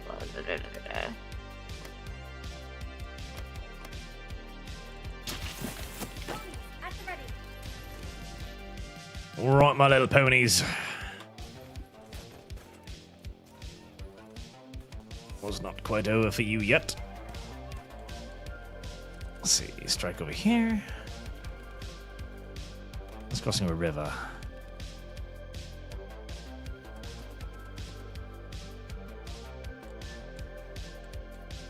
We've slowed away and stop us.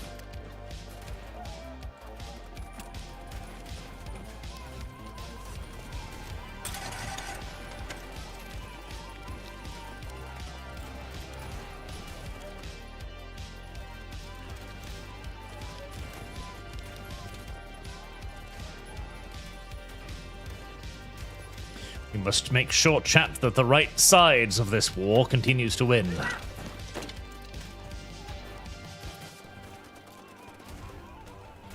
Even as our silly little disciples try to kill themselves. The position of War Master. As the Civil War consumes Equestria, well, finished now, never. It has been decreed by the Empress that the Imperial Army must fight as one. We are no longer a ragtag group of supporters fighting with guerrilla tactics. We must be a single united force. On the recommendation of our advisors from Petria, we shall call a conclave of our most experienced commanders to appoint a War Master for the army. This War Master will be in charge of determining our nation's doctrine and craft our warfare style to their will. So as the conclave drags on, 4 plans have come out on top. First is Marshal Speck. Speck received the most conventional military training out of the 4 Kanders, and favours warfare similar to the fledgling Equestrian army, with planning and logistics being essential for its conduct. Second is Selenite, an extremely young officer, but fanatically loyal.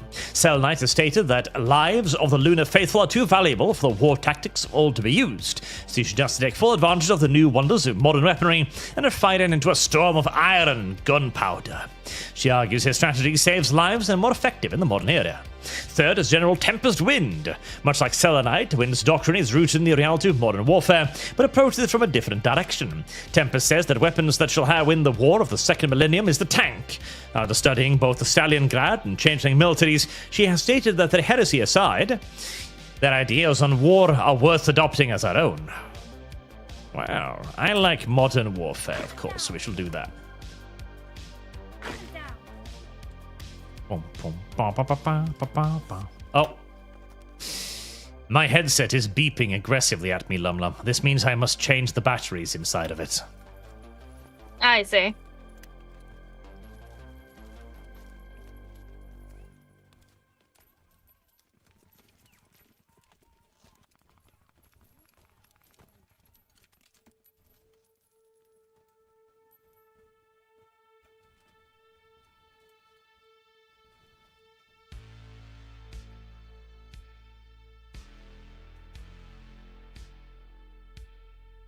I've always wondered if chat can hear the loud and insistent beeping noises, or if they are just for me.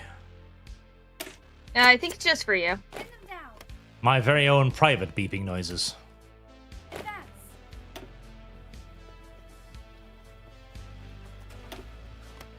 Now, starting to produce some ground attack aircraft would be really fucking useful.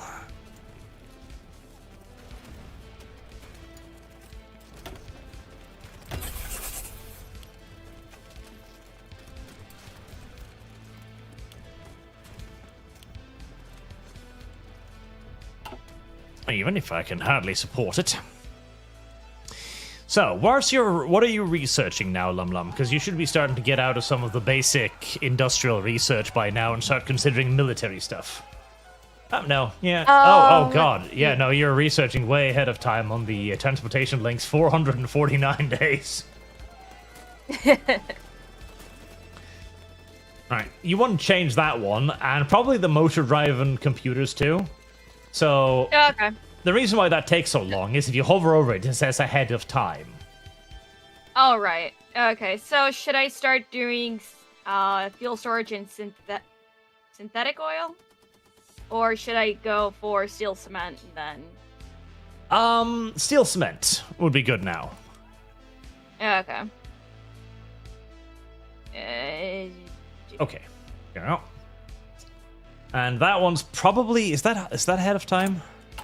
Oh, actually, no. I want to do that one because I have some research points that I can actually start doing for my experimental facilities once that is all good to go. Excellent. Experimental facilities are good. They give you nuclear bombs, and everybody loves nuclear bombs. Or support protection.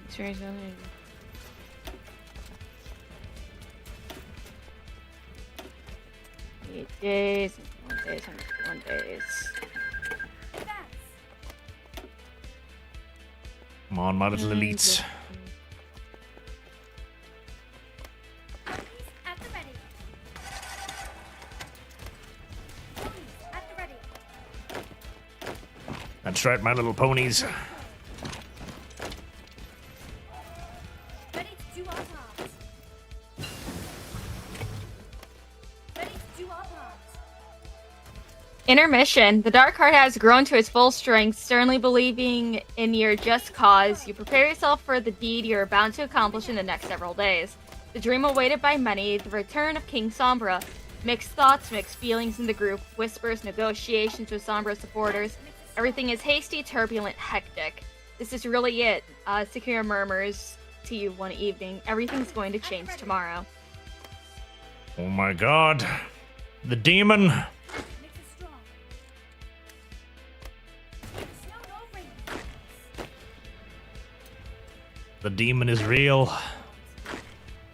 The final act. Violence starts to spread across the city as the police try to restore order. However, well-organized cells of Sombridians keep police reinforcements tied up away from the palace, with ambushes and blockades. You know such overt actions make the deployment of the Royal Army only a matter of time. You need to act fast. You remove the Crystal Heart and throw the Dark Heart in its place. Immediately, giant storm clouds appear in the city, blocking out the moon. You and your friends stand in a circle around the heart and start chanting the spell. The crowd supports you. That is Latin. I am not going to read it. Okay, so I think Spirit is the best one here, because I think that one spawns you army units. See if you can hover over it and see if it tells you. Nope, just gets the event, the return for all three of these.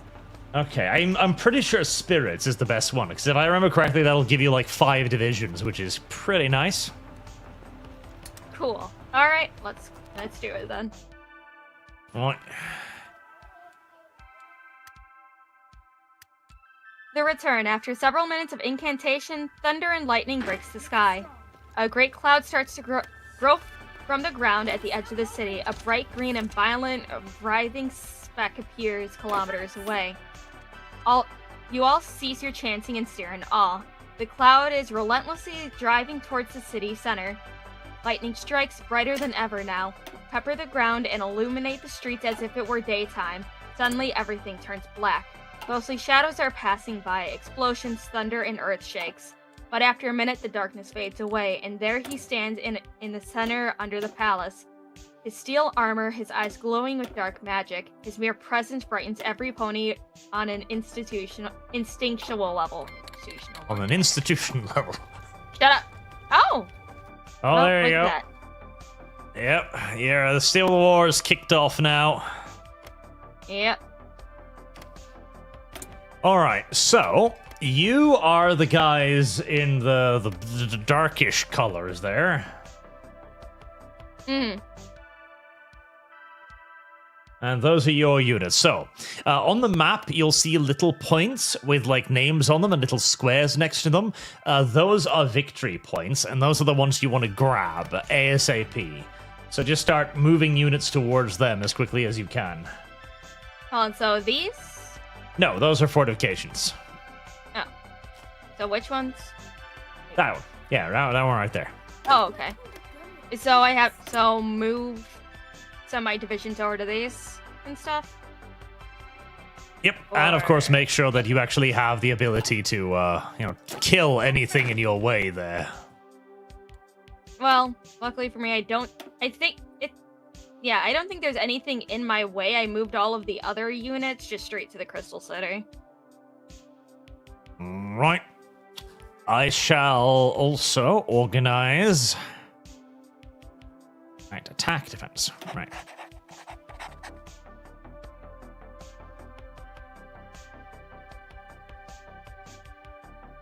Night Witch. At the ready. I am going to send you an offer for an expeditionary force. Oh, okay. There. That'll be 4 of my divisions which can come and help you fight. Alright. Now begins the struggle. The turn of Sombra. Oh my god. What have you done, Rum Rum? Oh, well, you know. The world's in shock today as Lum Lum summoned Satan. Nobody's quite sure what to think of any of this, but it's probably gonna suck.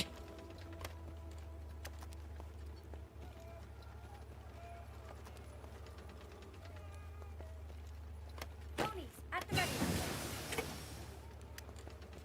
This will be Lum Lum's combat tutorial. As Lum Lum learns how to fight the traitors.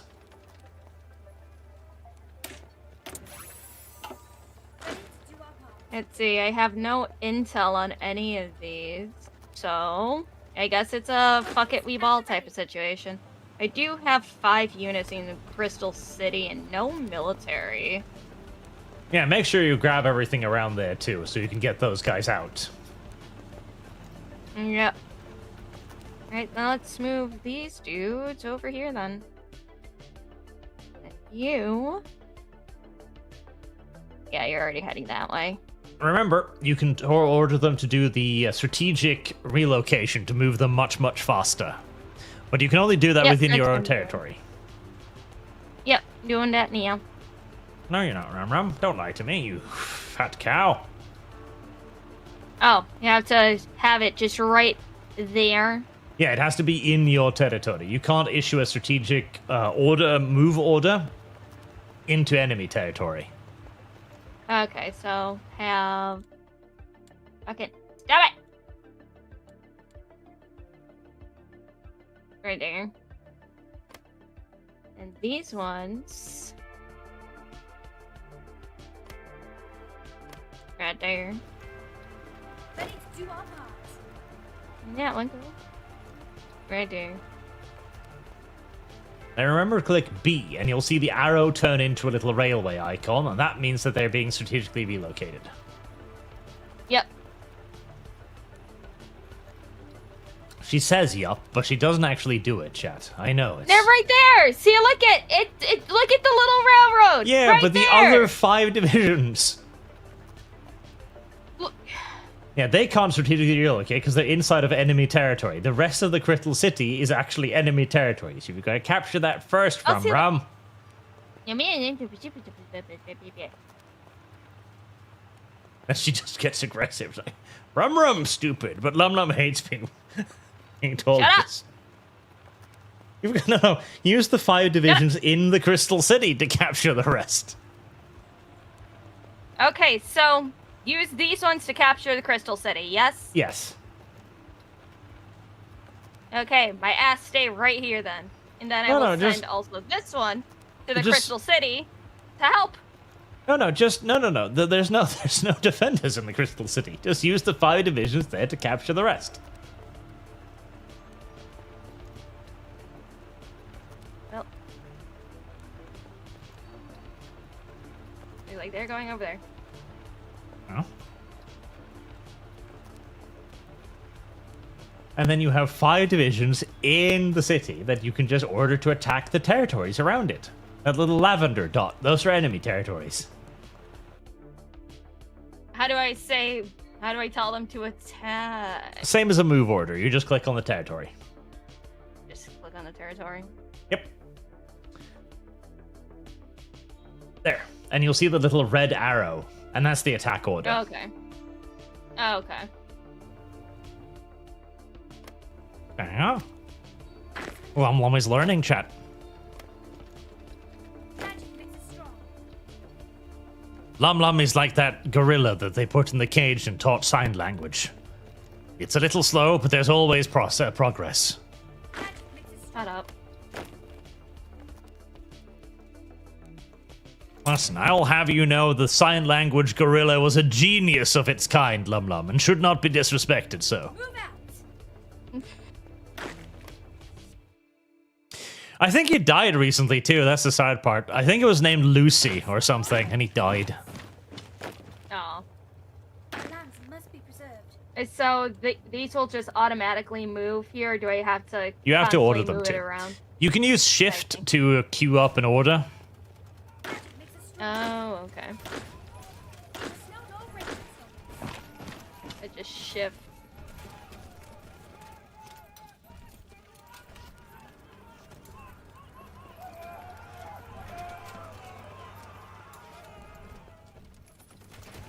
Answering call. Oh, that works. Move out. Ready to Thanks. move out.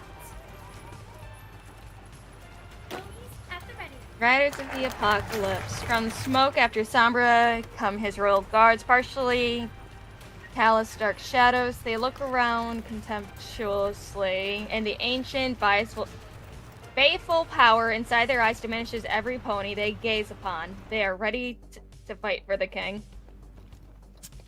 Oh, 0 divisions. Yep, some more dudes. Oh, you do not want to be getting surrounded, Lum Lum. That is a bad thing. Working on it. Are you? Yes. Alright. The prisoners of war. After the war, there are tens of thousands soulless militants in our camps, and the time has come to address the issue of what to do with them. They fought against Her Majesty and spilled the blood of her subjects, yet having them sit around and rot will serve no purpose and instead only a liability for us. Someone suggested that if we just let them go, the war is over, and Her Majesty's future secured. They were on the wrong side of the conflict, but if they are allowed back to their families and homes, they will serve the Empress through their labor, and the families they raise. Some on this side are hesitant to merely let them go, and claim that their freedom should be on the condition that they renounce their loyalty to Equestria. The more fervent Her Majesty's servants say this would dishonor the memory of those who fell against the Solarists, and that any Solarist who wishes for their freedom owes a debt of blood to the Empress, and that they can pay off through hard labor till Her Majesty's debt is repaid. They are to be returned. I will be kind to them. Kind, gentle, loving, dear. I am a merciful mistress, Lum Lum. A merciful mistress, I tell you. Is that so? Yep. I've always been a rather merciful mistress. Deep down inside of my Nice. soul. Snow don't break us.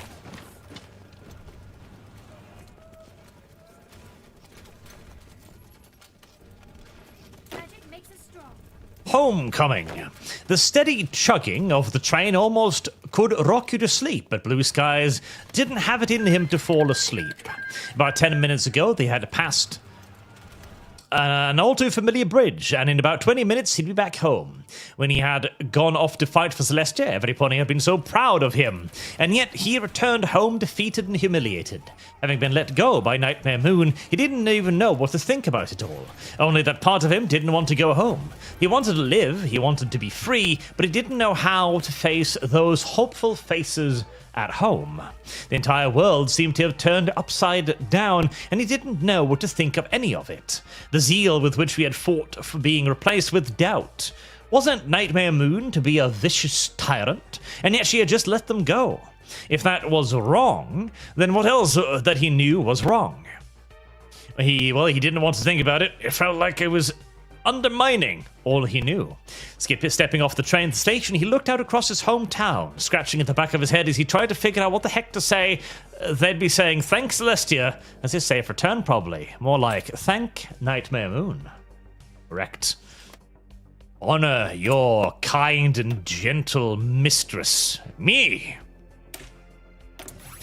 What a name. Speaking of gorillas, did you know every time Shaq goes to the zoo, the alpha male silverback starts squaring him up, ready for a dominance fight? Well, perhaps the gorilla knows something that we do not. Ponies at the ready. It's worth considering whether the gorillas know things that we don't. Labs must be preserved. Labs must be preserved. Service guarantees citizenship. Magic makes us strong.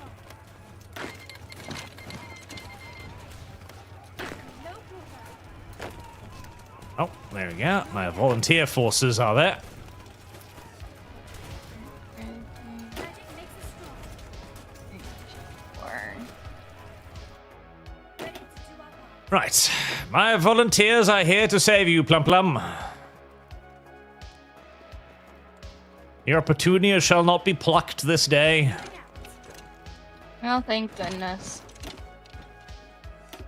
Lum Lum has grown quite fond of her petunia, actually. Fair enough. Put them down.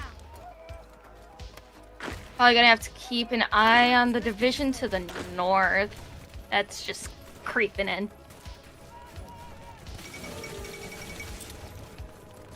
You do want to deal with the enemies eventually, yes.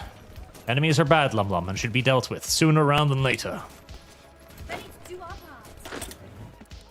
Right, there's gonna be a little bit of in and out here. Pin them down. Ready to do our part.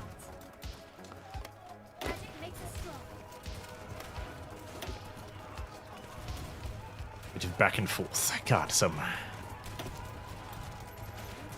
aircraft sure would be nice. At the ready.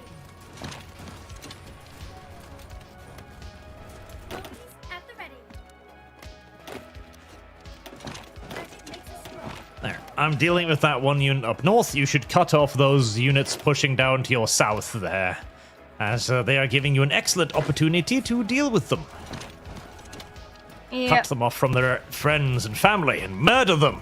Murder them, Lum Lum. Murder them now. They are no longer your friends, Plum Plum. Oh wow, Dusty Embers, your old field marshal, is on the other side. Plans must be preserved. You have been betrayed by your generals, Lum Lum, and you must execute them once all this is over. Magic makes us strong. Moving out. Snow no rain can stop us. Answering the call. Ready to do our part. Oh, also gotta keep an eye on the war down south to make sure the AI doesn't fuck me. Answering the call.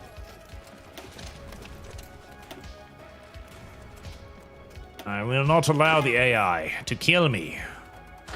Or to kill Plum Plum. Ponies at the ready. Go. Did you move in those fresh little troops you had to? Yes. I believe Excellent. so. Excellent. Is sending a division up to Quebec. And Quebec. got one intervening at Ponytown. Pick it up, every pony. Excellent. Plans must be preserved. Anti-monarchists in Baltimore. Disgusting. You know, I understand anti-monarchism in, like, our world. I get that. But in a world where you actually have, like, living celestial deities capable of making the sun rise, I don't know. I feel like at that point I'd probably be pretty sympathetic to the idea that there was indeed a divine right to rule. Simply due to the presence of the magic horse that makes the sun go up every day. Snow no rain can stop us. Moving out. But we shall see. Moving out. That's a lot of divisions down there, actually. Plans must be preserved. You've got 6 whole enemy divisions there to the south that you can probably get captured fairly easily.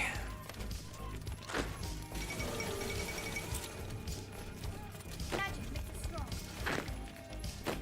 Yep, I am moving some ponies over. Ponies. Moving out. Remember, Lum Lum, ponies make you strong. Yes. Hell yeah. That was nice and quick. Oh my god. A royal family and president.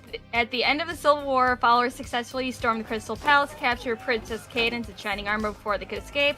Right now, they're being taken to a secret prison in the Crystal Mountains. We are yet to decide what we shall do with them. The problem says she's used to this sort of thing anyway.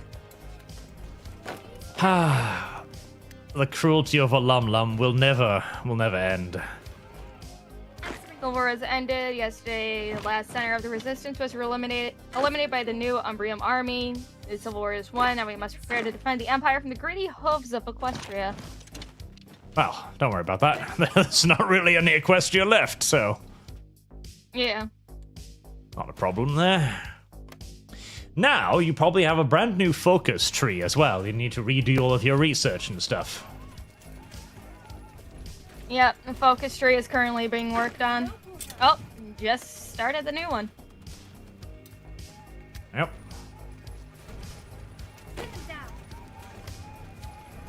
Alright, let's see. We'll do military expansion. No, that one is already done. War effort. We're not at war, so that doesn't have to. Age grants. Leave an army, please 35 days.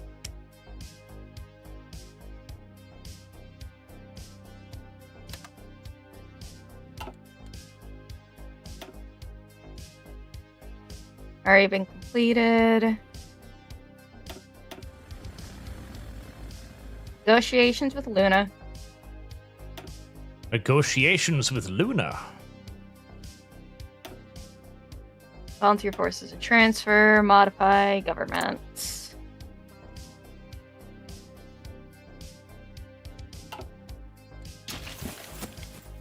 Ah yes, you can find yourself some new servants. Select the emo ponies. Prince of Terror. It's a wonderful name. Probably not very useful because he'll just scare all of your little ponies though.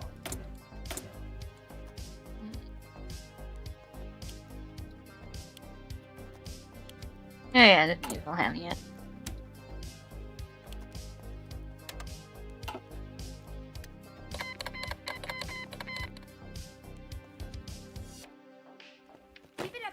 Now, you might also...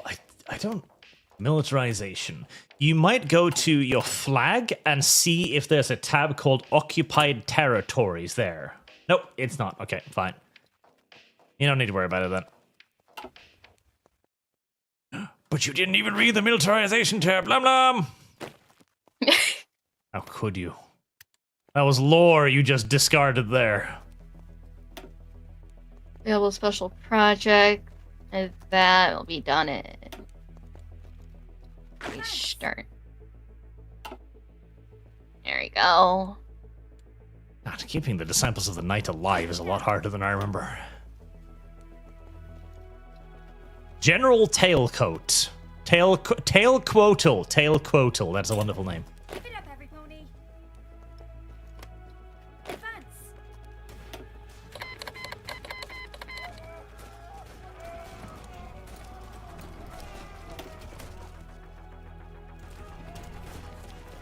Now. An excellent job, my little ponies. Ready to do our part. You have proven yourself to be fine ponies. The Elementals Forgiven. The 6 elemental bearers stood in front of Nightmare Moon, each of them in chains, and the Empress of the Night towered above them. Ah, just like on the thumbnail.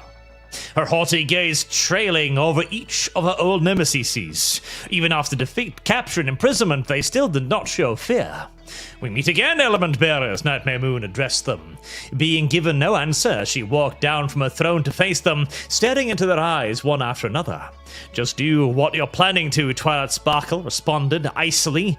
After a while, we're not going to bow. Oh, but gloating is the prerogative of a victor, is it not? She smirked. I recall how you gloated the first time we met and you sealed me away. But very well. Guards, she ordered, turning to walk up the throne as the armored ponies around them walked over the 6 mares, grabbing them and unlocking their manacles. Turning around as she reached her throne, Nightmare Moon sat down. It would be the easiest thing in the world to end you here and now, but in the end, new element bearers would step forth, and I am not planning to dance this dance any longer. You are free to go, to live your lives in Ponyville without fear of retribution. If we will fight again, it will be because of the ingrate my sister chose, as students chose to, instead of continuing to protect the ponies of these lands. Repay mercy with vengeance, she smirked, savoring the look on Twilight Sparkle's face. Confusion, followed by realization, and then shame. Her naivete was almost endearing. Guard, she ordered. See to it that they are returned to Ponyville. As for you, she stared her old enemies down, may we not meet again, and may you live peacefully. She's a little bit sassy, that Nightmare Moon. A little bit sassy. That's really cool. Ready to do our part. Alright. Ready to do our part. Reorganize your army, Lum Lum, and you might now also want to start building more dudes as well. Building more what? Dudes, or ponies in this case. How do I do that?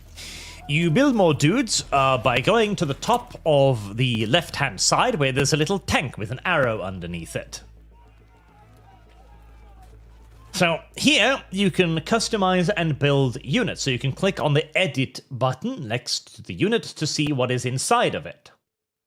Like that one, for example, has loads of infantry and one engineer unit. Mm-hmm. The best way to set these up are usually 6 to 9 infantry and then artillery. I don't know if you can quite afford that yet, but for now, what you definitely want to do is add at least a support artillery and a support anti-tank unit to it. So... You click the plus This? icon. Yep. And those cost military experience. I have 53. Yep, you've got quite a lot now. Ready to do our part. So... What do I want to add? Labs must be preserved. A anti-tank and an artillery unit. Magic makes us strong. Tank and artillery. Yep, it's called support artillery. Yeah, okay. There you go. Then you can just simply save it. And then you can queue up about 8 of those, probably. Go with about 8 of these. Yep, you click the train button. Okay. Those are the love divisions you have there. Not those, Lum Lum. The ones at the top, the love divisions. The ones that you just customized. Oh, this? Yes. Okay, well, let me... And you don't need to click the button multiple times. Click once, and then you see that the love division is being trained down to the left. If you click the little plus icon next to the infinite icon, then you can add in multiple divisions. So that queues it up. Those are for if you want to queue one unit after the other. If you click add unit underneath it, then you add another unit to be trained immediately. So right now you have 2 units that will be trained 8 times each. For now, you can just click add unit 8 times and then put it on 1 unit. So you'll train 8 units simultaneously. Okay. There you go. Okay.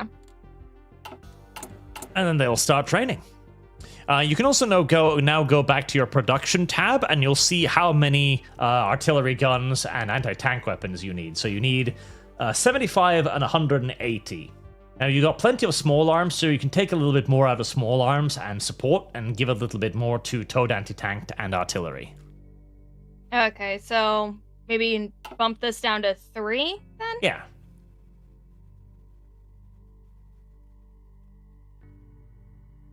And anti-tank. Magic makes us strong. I'll put one more here. That is good. Very good. Snow or rain can stop us. Oh, okay. Bring them down. I'll give you some more production. Our labs must be preserved. And now we begin preparing ourselves for the next great war to rock our happy little continent. There is no peace in Equestria. Equestria is No. remarkably aggressive, really. Yeah, I see. Neither snow nor rain can stop us. Very little peace in the pony future. Very little peace. Give them no quarter.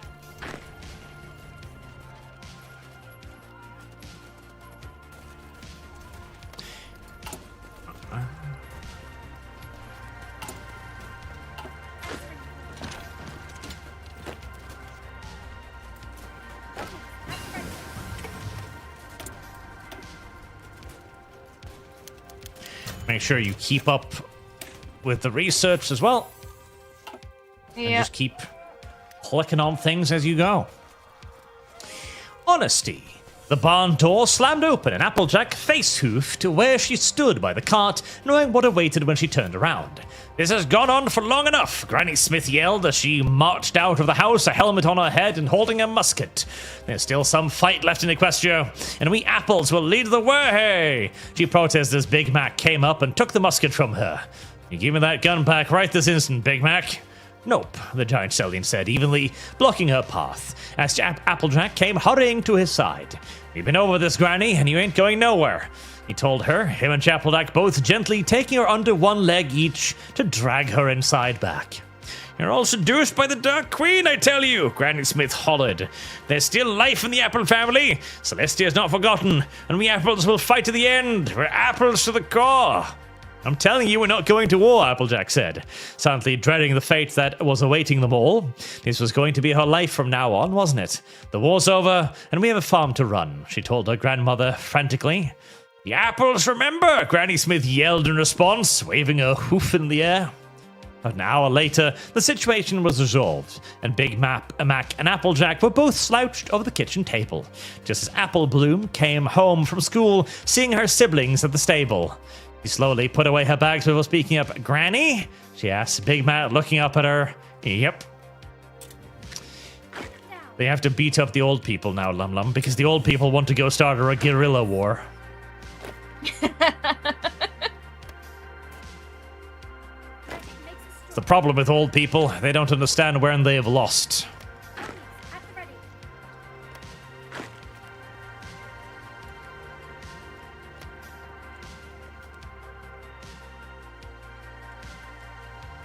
People should know when they are conquered. Would you, Quintus? Would I? God, Gladiator 1 was such a good movie.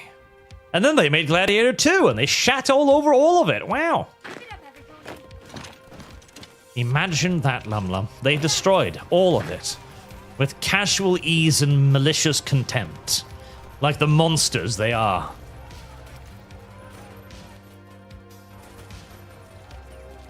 Never forget. Never forgive.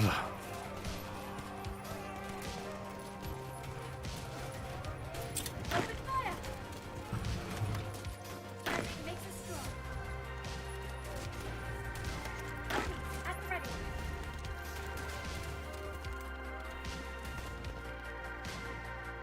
Moving out.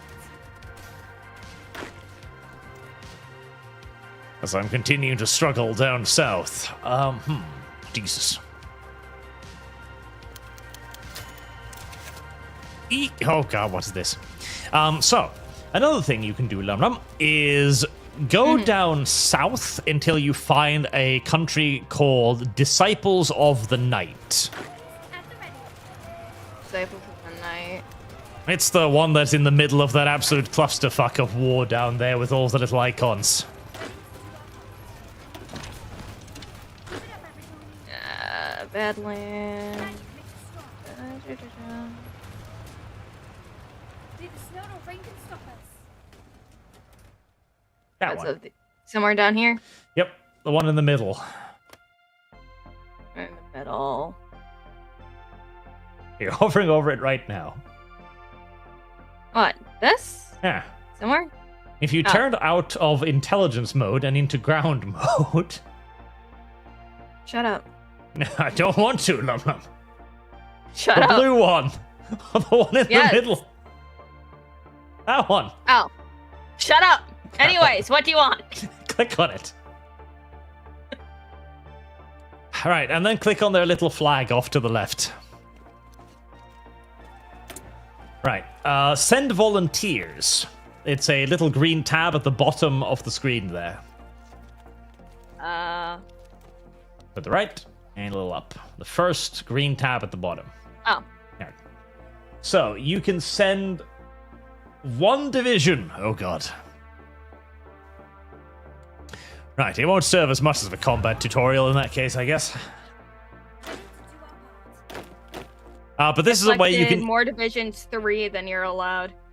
Yes, you'll have to create an army with just one division if you want to send volunteers. But sending volunteers to ongoing wars is a great way to gain army experience. And it's also a great way to gain experience on the individual divisions. As divisions get better, the more experience they have. Oh, I see. Kindness. Oh, that reminds me, actually. I need to stop fucking doing this naval patrolling shit and burning my fuel for no goddamn reason. I'm sorry, Fluttershy, said gently to Filthy and Spoiled Rich. Part of her wanted to yell at them for the harebrained idea they had gotten, but it was a very small part that she didn't want to indulge. Instead, she explained as calmly as she could, bats make for terrible pets. They are born to fly about and hunt insects or find fruit. Caging them will make them miserable and lonely, and they like to cuddle each other more than ponies. I did not know that bats like to cuddle. Did you know that, Lum Lum? I had no idea. It's a real shame, Filthy Rich said thoughtfully. I was hoping to find some way to make an impression on the new rich Thestrals, but that seems to be the wrong way. We have the money, no? Spoiled Rich remarked, just hire some pony to manage a larger enclosure for them.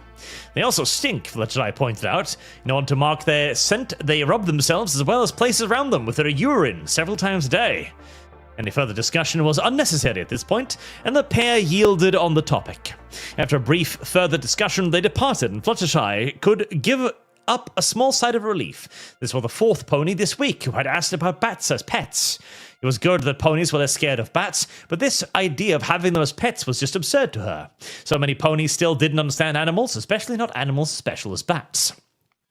A sudden knock on the door startled her, and she walked to see who it was. It was not some pony she knew. Instead, it was a tall, gangly bat pony wearing a cloak and a monocle.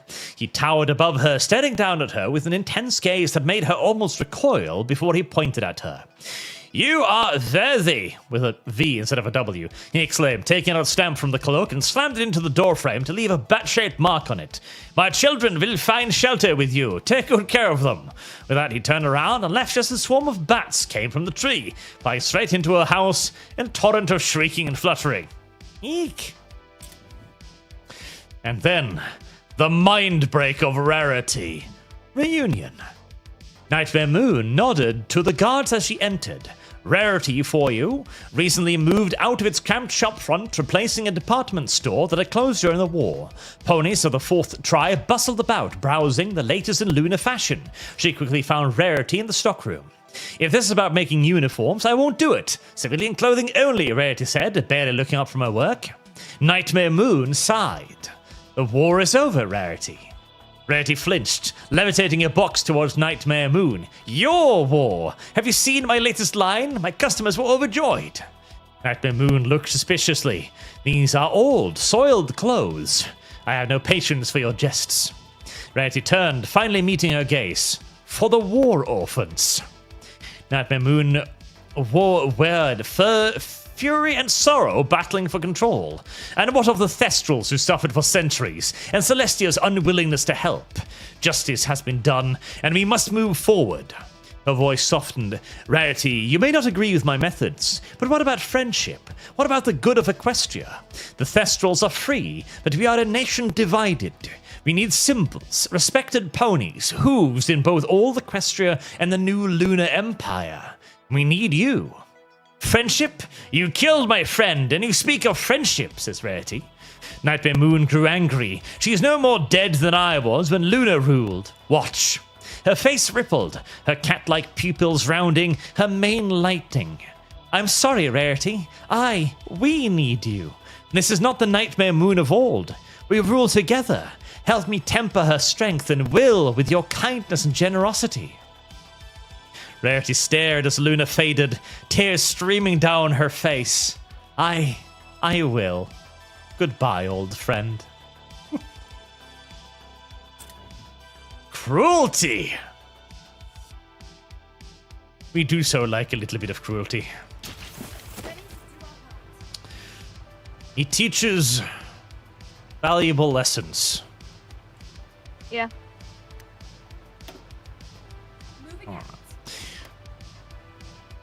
Right.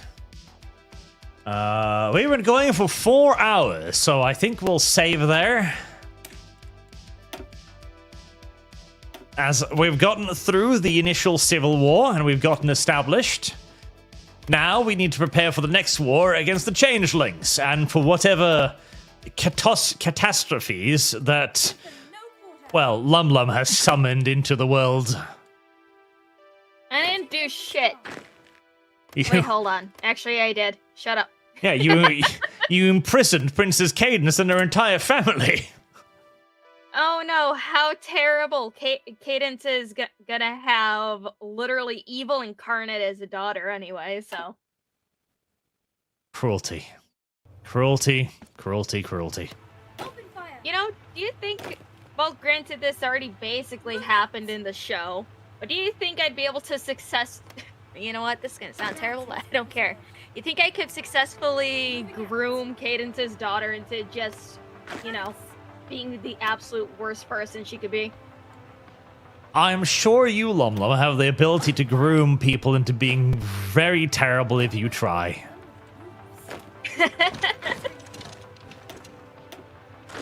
So why not try? Why not give it a go? Yeah. And the worst case scenario is that you just have a groomed, abused child, and you know there's loads of those around already. Oh, very well then. I shall save it right there.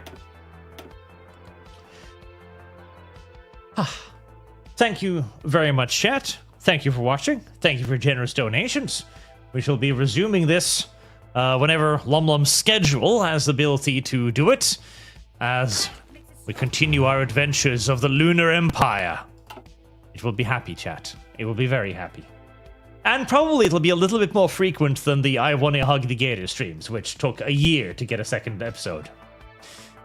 Hey, I already sent you what my new work schedule looked like. It's the same every other week. I basically have every other Tuesday and Wednesday off, and then every other Friday, Saturday, Sunday off. Like, you know, just, you know my schedule, Arch.